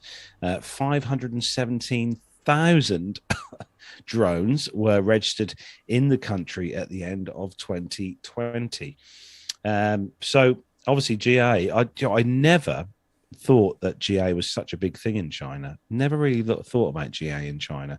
This has opened my eyes with this kind of thing. But yeah, as John said, 3,500. Well, it is for a country that's that big. But from what the information John has found for us on here to tell us what is actually going on in the world of GA in China, there are a bit over 30 flight schools in China, but this is just ATPL type schools. So obviously with the US, there are close to 200,000 aircraft which are GA. So yeah, it's quite a big difference between like the US and China. I'd have said, or I'd have thought that China would have been quite a lot more. Well, not more, but would have been a lot more than 3,500 registered GA. But the only thing I can think of though is that I would imagine that Chinese airspace is quite a congested place to fly or learn to fly in. To be fair, but yeah, but you could say that about Heathrow and places like that though. Yeah, and like John just said, half of the China is military controlled. Right. So you and your little Cessna 150 on a flying mission, you probably scoot too far over the black square, and it's game over. Right. Okay. Yes. Fair enough. It's just talk amongst yourselves very quickly, just for a moment. Yes. Have a drink, Matt. Have a drink. Yes, it would be. Oh, blimey! Hello. You all right there, Matt? Yeah. Sorry, no, good. They didn't hear it, just you. Oh, okay. You didn't hear that. Yes, thank you. Thanks for that. So let's have a quick comparison here before we move on. So in the US, close to 200,000 aircraft are GA, and close to 500,000 pilots fly GA aircraft. Compare that with the UK, roughly 15,500 aircraft are GA, and 32,000 pilots fly GA aircraft. Rough figures, with around 143 aerodromes in and around the UK, and about 1,000 other flying sites with helipads, ballooning launches, etc., and gliding as well, which is also a big thing in the UK. Actually, I thought China would be a great place for gliding with their climate. Poor Matt, he's struggling tonight, bless him. But we'll do you all right, Matt, or do you want me to ping the last one? I'll quickly do that. We've got a kind of a sort of and finally story for the last one, which Matt's got for us. And I found this one a little bit before we came online tonight. Actually, this really did quite amuse me. This is just literally. I'm just going to give this a quick skim, basically, because there's not a lot to this story. No. It's come from the East Anglian Daily Times, which is a newspaper here in the east of England. And finally, a driver had his car seized after trying to avoid paying at Stansted Airport, which I find quite amusing. A car was seized after the driver tried to avoid paying almost £500 in parking fees at Stansted Airport. The incident happened earlier on Friday when police at the airport caught a car that had got stuck after attempting to drive around a car park barrier. According to Essex Police, the driver of the car was disqualified from driving. The Volkswagen was seized by police, and the driver now owes £496 in car parking fees. I mean, I just thought this was hilarious. I mean, see, I know. No, so, right, the thing that annoys me about that, here we go. We're going to open a can of worms now, right? The thing that annoys me about this is I hate having to pay those fees. They're really expensive, and I noticed they've just started doing it Heathrow as well, because I picked at our 400 show, I picked some friends up from Heathrow Airport on the Friday, and I didn't realise that they'd started this new thing where you had to pay for the fines and stuff, and I had to sort of basically grovel and say, oh, I'm really sorry I missed the signs, and fortunately, because it'd only just been brought in, I got away with it. So I completely get that people don't want to pay these fines, but especially at Stansted Airport, you don't, if you're doing a drop off and pick up, you can actually just get on the free bus over at the mid-stay car park, and then that'll take you straight in for free. I don't know why this person thought he was going to get away with it. I've been in that car park where this happened. Funnily enough. Well, no, it's the run in, isn't it? It's not it's the pickup drop off outside the front of the terminal building, isn't it? No, this is the car park. This is an actual car park. Yeah, this car park. There is room, and you'd have to be really, really good at driving to get past the barrier. But as you can probably see, what they've done is they've put loose gravel when it comes off onto the grass. So when you get in there, you're stuck. Oh, I see. Simple as that. Right. So is this in the short stay car park then? No, I think this one is the midterm one. I'm pretty sure this is the midterm car park. Fairly confident that's the midterm one. I'm fascinated to work out how he managed to, in the mid-stay car park, rock up. I mean, how long was he there for to rock up a bill of £450? £490. The crazy thing is, if you do book a far ahead, most airports, Gatwick, Heathrow, Stansted, Luton, if you book ahead, for a week's car park, and the most I've seen is £100. Yeah. Exactly, £100. Oh, I don't know. Anyway, enough of that. Let's take a quick look then, as I say, because we're running out of time. We are. So we're going to move on quickly, guys, to the next part of the show then. Yeah. And it's the Caption This Just for Fun part of the show. So every week on a Wednesday normally, although it was Thursday this week because I was a bit late, we post a little picture on our Facebook page, and we leave it for all you wonderful PTUK listeners to give us your wittiest and funniest caption. And Matt, if you'd like to pop up this week's picture for this week, there we go, for those of you watching on the world of YouTube. What's going on here? So I'm the worst person in the world to try and describe this, but I think this is like a slide. So this is from like a safety card, I think, from an airline, basically, where you've got the slide that's been inflated out of the door, the exit door of the aircraft, and there's a gentleman who's levitating essentially above the slide to make his way down, and it's number 5 is what's behind him with a red orangey arrow. So yes, now we do have some people who've got some ideas. It sparked some interest. Yes, this week. Indeed. It's if you are ready, let's. Right, I'll go with the first one. This is Dari says, "Arrest the alien. He's levitating over the slide. Alert Area 57. Get the chemtrail planes up in the air." Oh dear. David says Disney's new airline, Wet and Wild. Oh, hello. Stuart, have you proofread these? Stuart, oh God, blimey. Stuart says, following a shortage of ground staff, passengers find their own way to depart the aircraft. Okay. Good one in today's current climb. Indeed. Another one from Stuart. Even Tom Daly would be proud of the double tuck and finish on this particular entry. Stuart says, a step too far. Leaked plans from a certain low-cost carrier frequently mentioned on the P2UK show, showing a certain boss was hoping to implement a €5 charge to all passengers making use of the emergency slides. Sticking with Stuart, he's saying this wasn't what he had in mind when he booked a flying experience. And Stephen Patterson says, showing appropriate point to far in order to get maximum propagation down emergency slide. Right, okay, fair enough. Turning left for less said, how to make your connecting flight at Heathrow currently. Jenny, our lovely Jenny in Rome, says, shock horror, passengers make emergency evacuation at gunpoint. Oh, wow. One shaken passenger reported, the purser put a gun to my back and told me I had to leave my suitcase behind or he would shoot me. Excellent. So I threw my hands in the air and jumped. I think that's what they should do. I think they should equip all cabin crew with a gun to Firearms, stop them. yeah, firearms, yeah. absolutely. Ivor says, "Oh bugger, I've forgotten my carry-on case."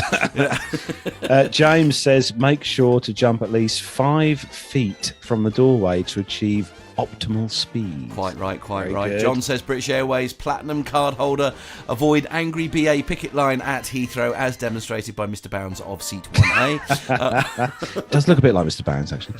And James says hands in the air like you just don't care. It's like you going out DJing, isn't it? James has also said this is the best adult playground I've ever been to. James also says everybody throw your hands up high and hop on the slide if you're standing by 5. Whee! I love it when my favourite band plays live. Very good. Very good. John, don't be number 5. Remember not to leave your bag behind when evacuating. Don't be number 5. I like that one. Mark says, red arrow pushes man out of plane. He's got a point there. Got a point there. And I've ended up with the one that I was hoping I wouldn't end up with, so I screwed this up. So I'm just going to go for it. I'm just going to say it. Stuart says, I've got a pink erection in my throat. I don't know what to do with that information. Anyway, moving on.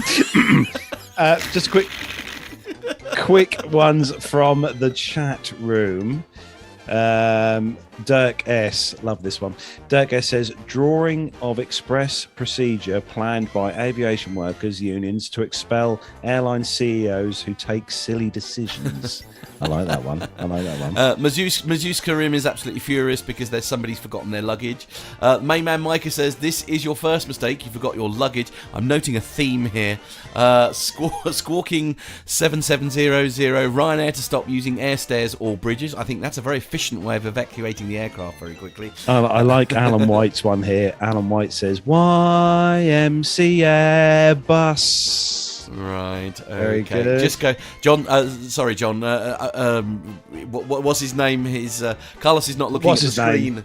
Carlos is not looking at the screen for the caption, sorry. so he's not doing it in sync. So go back to the one before.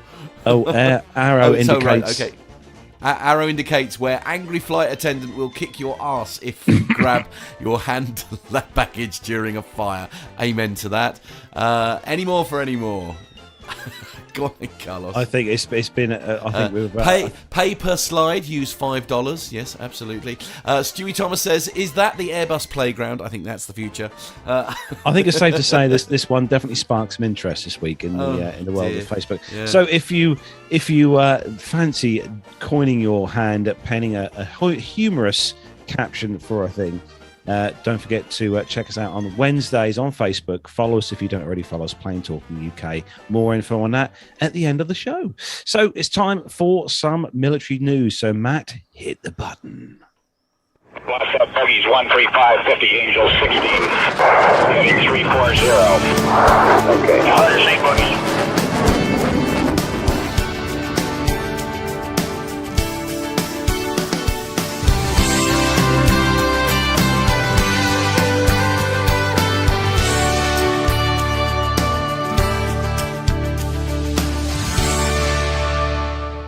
This next story comes to us from the Air Combat Command, or acc.af.mil. The U.S. Air Force has selected Lift Airborne Technologies to continue with prototype development of a new helmet for Air Force fixed-wing aircrew. The helmet prototype was chosen after the Air Combat Command initiated the search for a next-generation helmet to address issues with long-term neck and back injuries, to optimize aircraft technology, improve pilot longevity, and provide better fitment to diverse aircrews. The current helmet was based on a 1980s design. Since then, gains in aircraft technology and the demographic of pilots have significantly changed. The legacy helmet was not originally designed to support advances in aircraft helmet-mounted display systems, causing pilots and aircrew to fly with equipment that weren't optimized for them, especially our female aircrews. The implementation of helmet-mounted devices has added weight and changed the center of gravity, leading to incredible discomfort for operators. In addition, a 2020 Air Force study identified the need to add a size small helmet that better optimizes the fit for affected female aviators. Now, this program came about through the Air Force AFWorks program, which is an incubator process that is designed to advance technologies quickly, much quicker than generally, historically in the U.S. government. Through this process, over 100 designs were evaluated. Actually, one of my friends that I work with at my last company is in the helmet design business, and they actually submitted some very unique and innovative designs. Now, Lyft is a fairly large general aviation commercial helmet provider. They're probably one of the biggest in the industry, which may be one of the reasons why the Air Force chose them, is because of the ability to sustain operations for numerous years. Most of the testing was conducted by the Air Force Research Lab, which was also a place that I used to work for a couple of years. The Air Force Research Lab has a human performance wing. I think they've changed names now, but they evaluate these kinds of things and how something like night vision goggle mount and the associated battery pack under sustained G's and maneuvers can significantly affect a person's physiological, reactions and fatigue during a flight, especially if you're pulling high G's, defensive maneuvers, things like that. Not to mention, an air and fighter aircraft. But this applies to all of us in the U.S. Air Force, and whether it's a loadmaster on a C-130, a flight engineer on an AC-130 gunship. Helicopter air crews will benefit from this in the future, although this program is limited to fixed-wing aircraft. And of course, our fighter pilots, which you saw in some of those pictures that have just, more and more stuff added to their helmets. And there's ways to improve this 1980s technology by removing this stuff from the helmet and then placing it somewhere else on the body. Now, personally, a lot of people ask me what it was like to fly the Osprey. And this was one of the most uncomfortable parts about it, and the parts that I liked the least was the helmet and all the kit that you're wearing. You can see in some of these last pictures that the Air Force's legacy HDU 56P helmet with the associated maxillofacial protection mask with night vision goggles, all that stuff on your head starts, not only looking like a stormtrooper, but it's incredibly uncomfortable, especially when you're wearing it for 4 or 5 hours at a time. It's hot. It gets sweaty in there. It's made out of foam and plastic, and your neck and your back all just completely hurt. Not to mention it's really hard to hear through these helmets. We had a basically earbud system that would go into our ears and then plug into the back of the helmet, and that's how we would get the audio. But this is just about time. I can't believe it's taken this long, but it is about time that this project moves on to its next phase, supplying a new next generation helmet that is going to be much, much lighter, much, much more comfortable for our airmen and our sister services. So I was really quite surprised actually with this one that they've had the current helmet that they've been using, since the 1980s. I find that almost astounding when you think how much the technology has moved on there, and like Armando saying about earbuds and all that kind of thing. Hot, stuffy, heavy. That seems to be the key there. I'm just so surprised that it's taken 40 years for them to sort of essentially come up with another design, and at this stage it's still only a prototype, which just seems bonkers. I can remember a few years back being at a museum and seeing one of the sort of, I'd say, late 80s kind of style flight helmets that the pilots had, which obviously had the built-in the radio, the communication stuff in for hearing and stuff. And it was to pick it up, it was really heavy, really heavy. I believe it. Yeah. And this helmet didn't have any, didn't have all the stuff that these new helmets have in, all the inbuilt, they've like just got loads of the head-up display stuff and all that, and all built in stuff like that. And then these new helmets probably weigh 4 times, well, even more, less than these other ones. You can imagine what it was like back in the 80s and stuff when they're flying. The perfect person to ask about this would be Captain Nick, really, I suppose, when he was flying with the Air Force here and stuff. But yeah, it's the way these helmets and stuff have come on over the last few years is so good, so good. The technology is amazing. Indeed. Really is amazing. Neil Lamward saying, could we move to a full virtual AR canopy in place of a bulky helmet? Yeah, that's not such a bad shout. Yeah. On the WhatsApp, actually, Mark is saying about time the aircraft have been, the aircraft have advanced significantly, and yet the pilots More have than- almost been forgotten about, really, sort of like moving Very the true. technology on from there. Mr. Warner, the man that the legend that is, he says, and I complain wearing a hard hat for work. Yes, fair point. Our main man Micah actually makes a very good point. It's all changed a little bit from the days of a leather hat with earmuffs and a set of goggles. Although that was probably Very a bit lighter, true. to be fair. Probably a bit Very lighter. true. Yeah, absolutely. It's there we go. All right, Technology, eh? Yeah, indeed, isn't it? Isn't it a wonderful thing? Right, the next story, Carlos, that's with you. Yes, this one comes to us from Reuters.com. The United States may let Tajikistan hold on to Afghan military aircraft donated by the US that sought shelter in the Central Asian country following the US withdrawal from Kabul last August, US military commander has said. US-trained Afghan pilots flew dozens of military aircraft and helicopters to Tajikistan and Uzbekistan as they fled the Islamist Taliban, who took over the country as foreign forces withdrew. The Taliban have demanded that the two countries return the aircraft. Very well.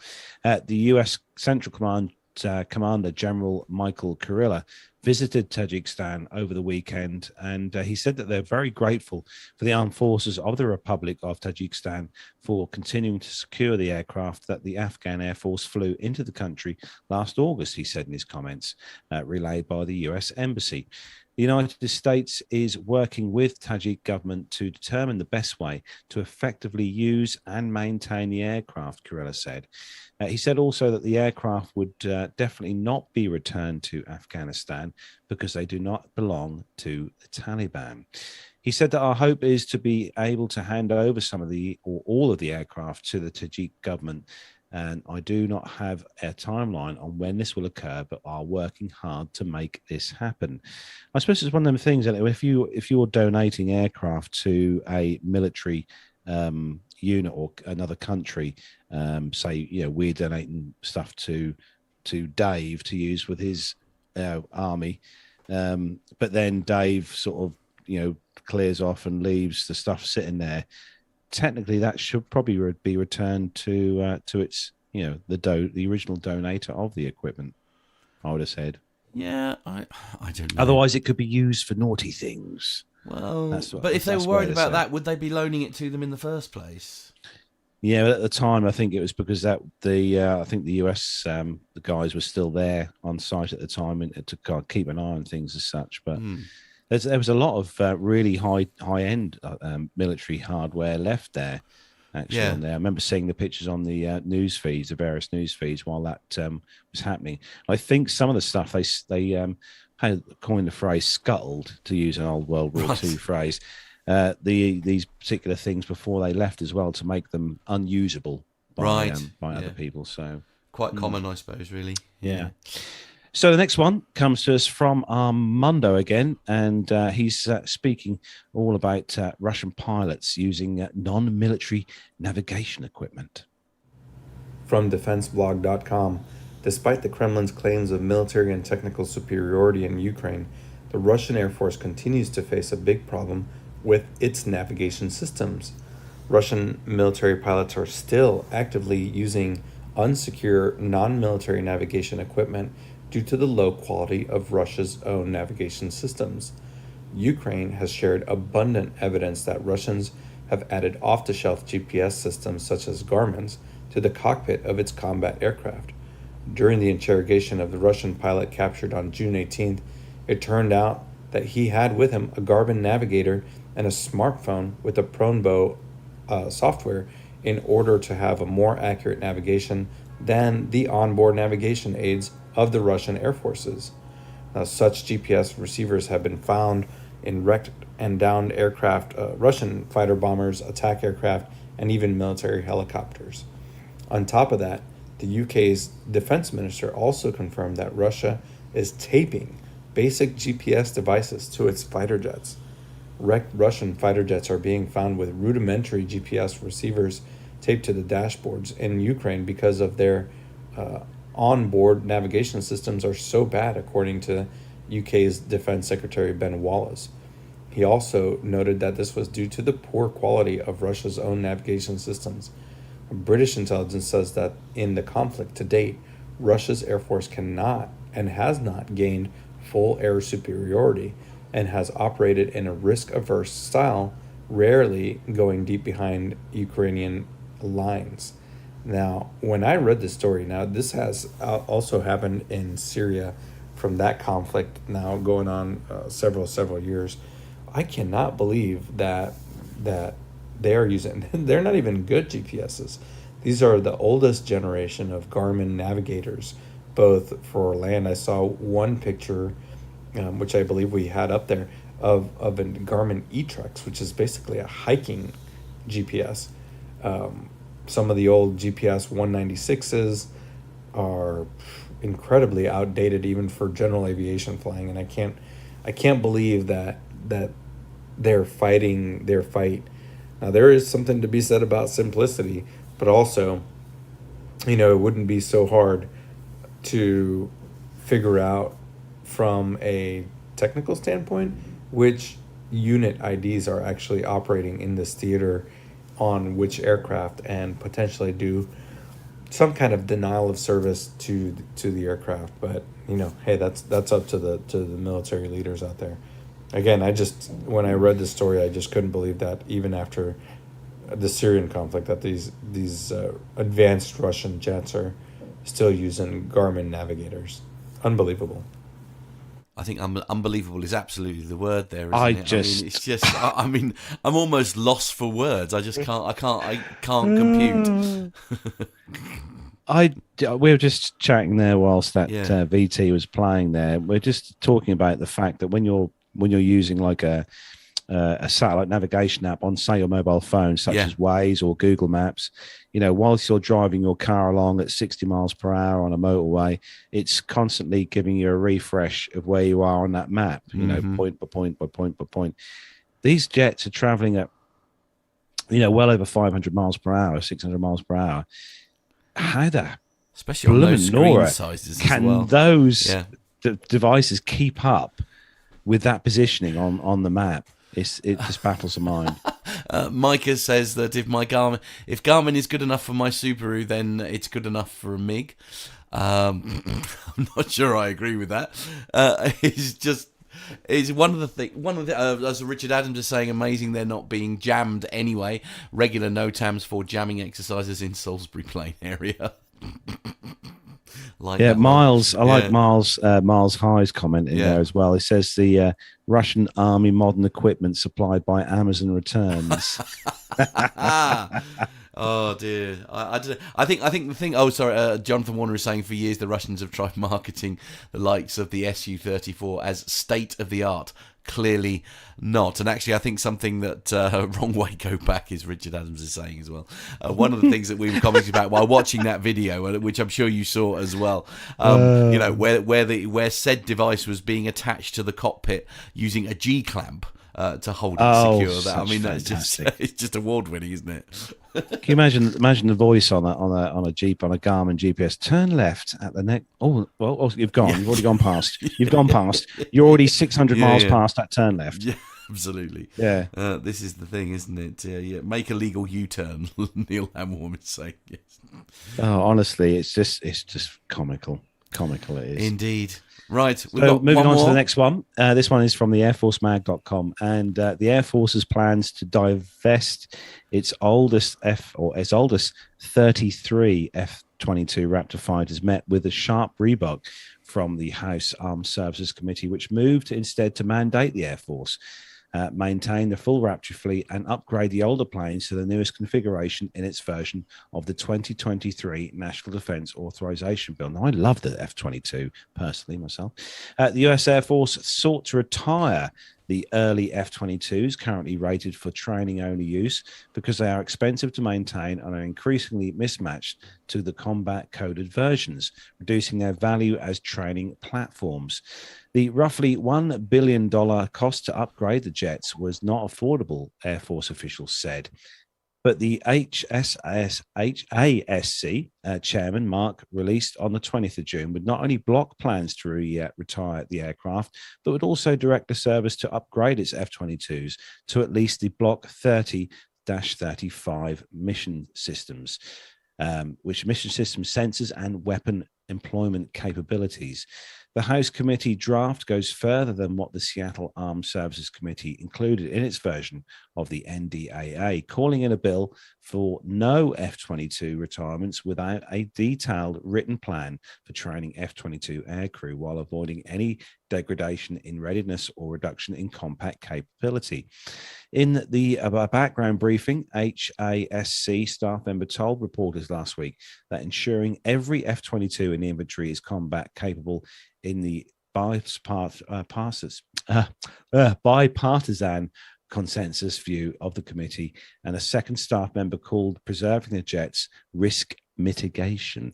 Now, I personally, I always think of the F-22 being just as, you know, as the same age or era as the F-35, but I know the F-22 was not produced in anywhere near as much scale as the F-35.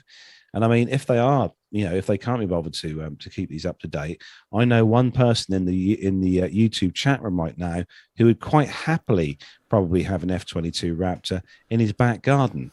Jonathan Warner. Main man Micah is saying it was Congress that said they could not sell the F-22 to foreign powers. Based on that, there was not a constant improvement program as there was for, sorry, I missed the last bit there before we moved on, for the F-35. Now the early generation F-22s are out of date, and they can't reuse them as they did the first generation F-35s. It's a shame. I think personally, my own feel, I like the look of the F-22 as opposed to the F-35, and that's just me. That's my thought.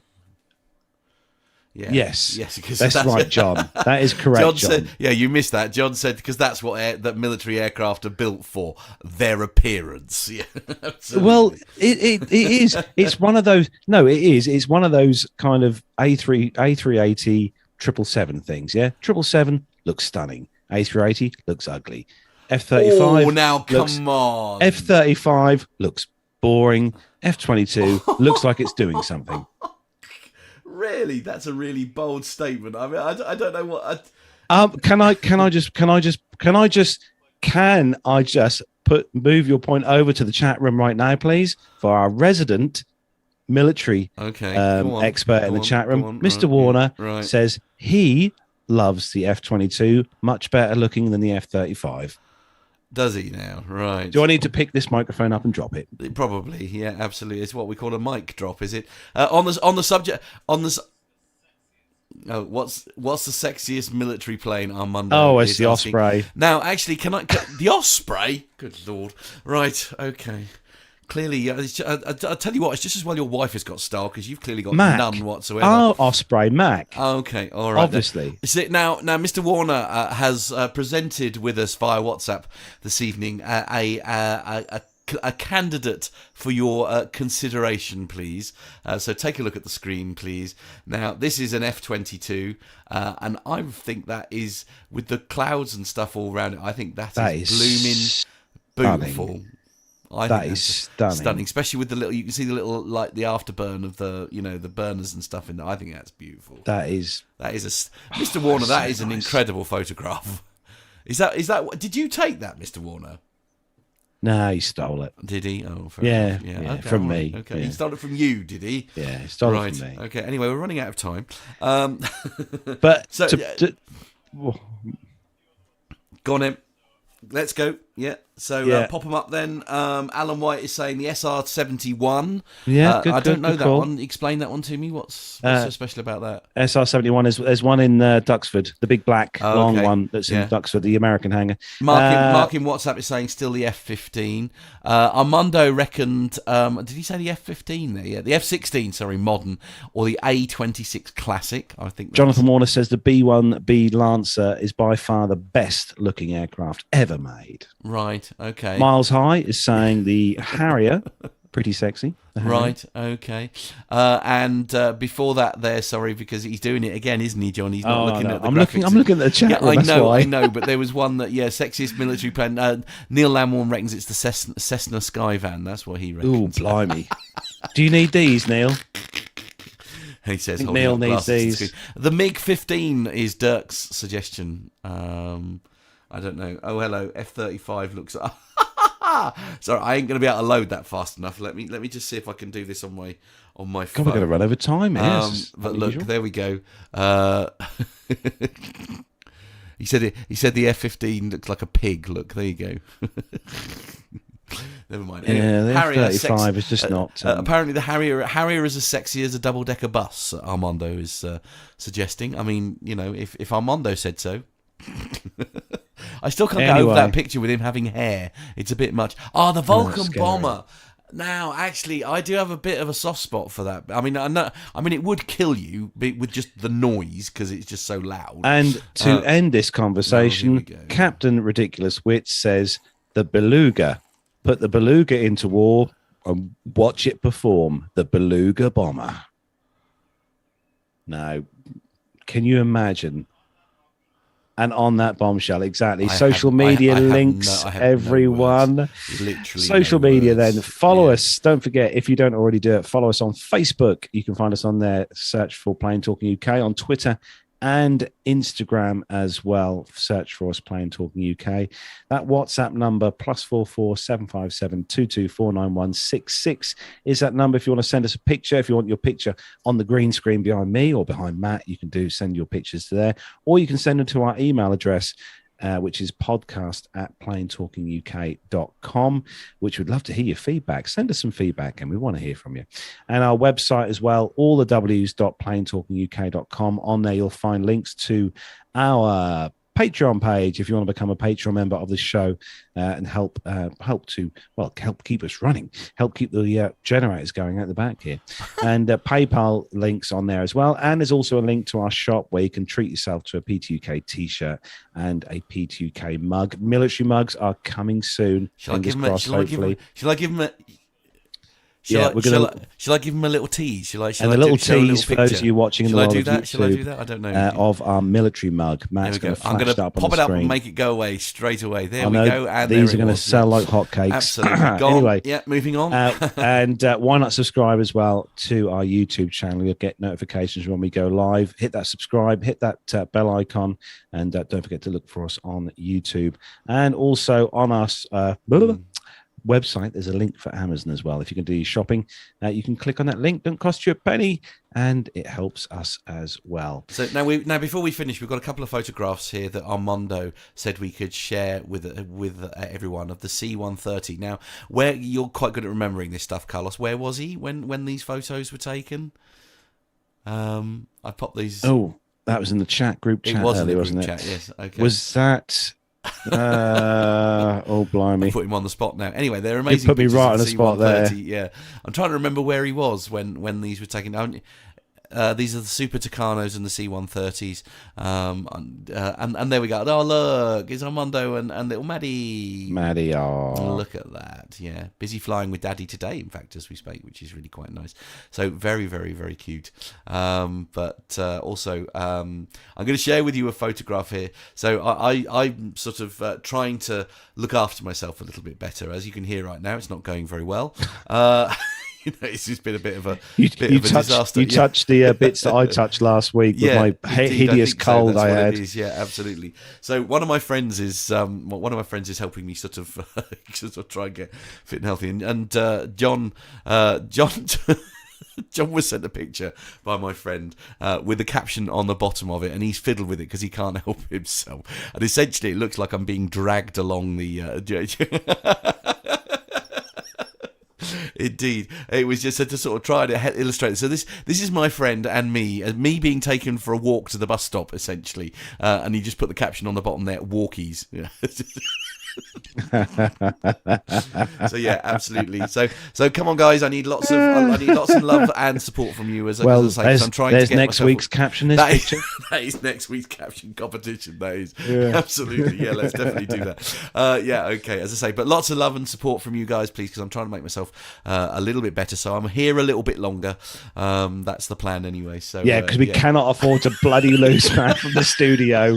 Absolutely. Honestly, if we lose him from the studio, well, who knows what would happen? Yeah, quite absolutely. So Be a there we are. meltdown.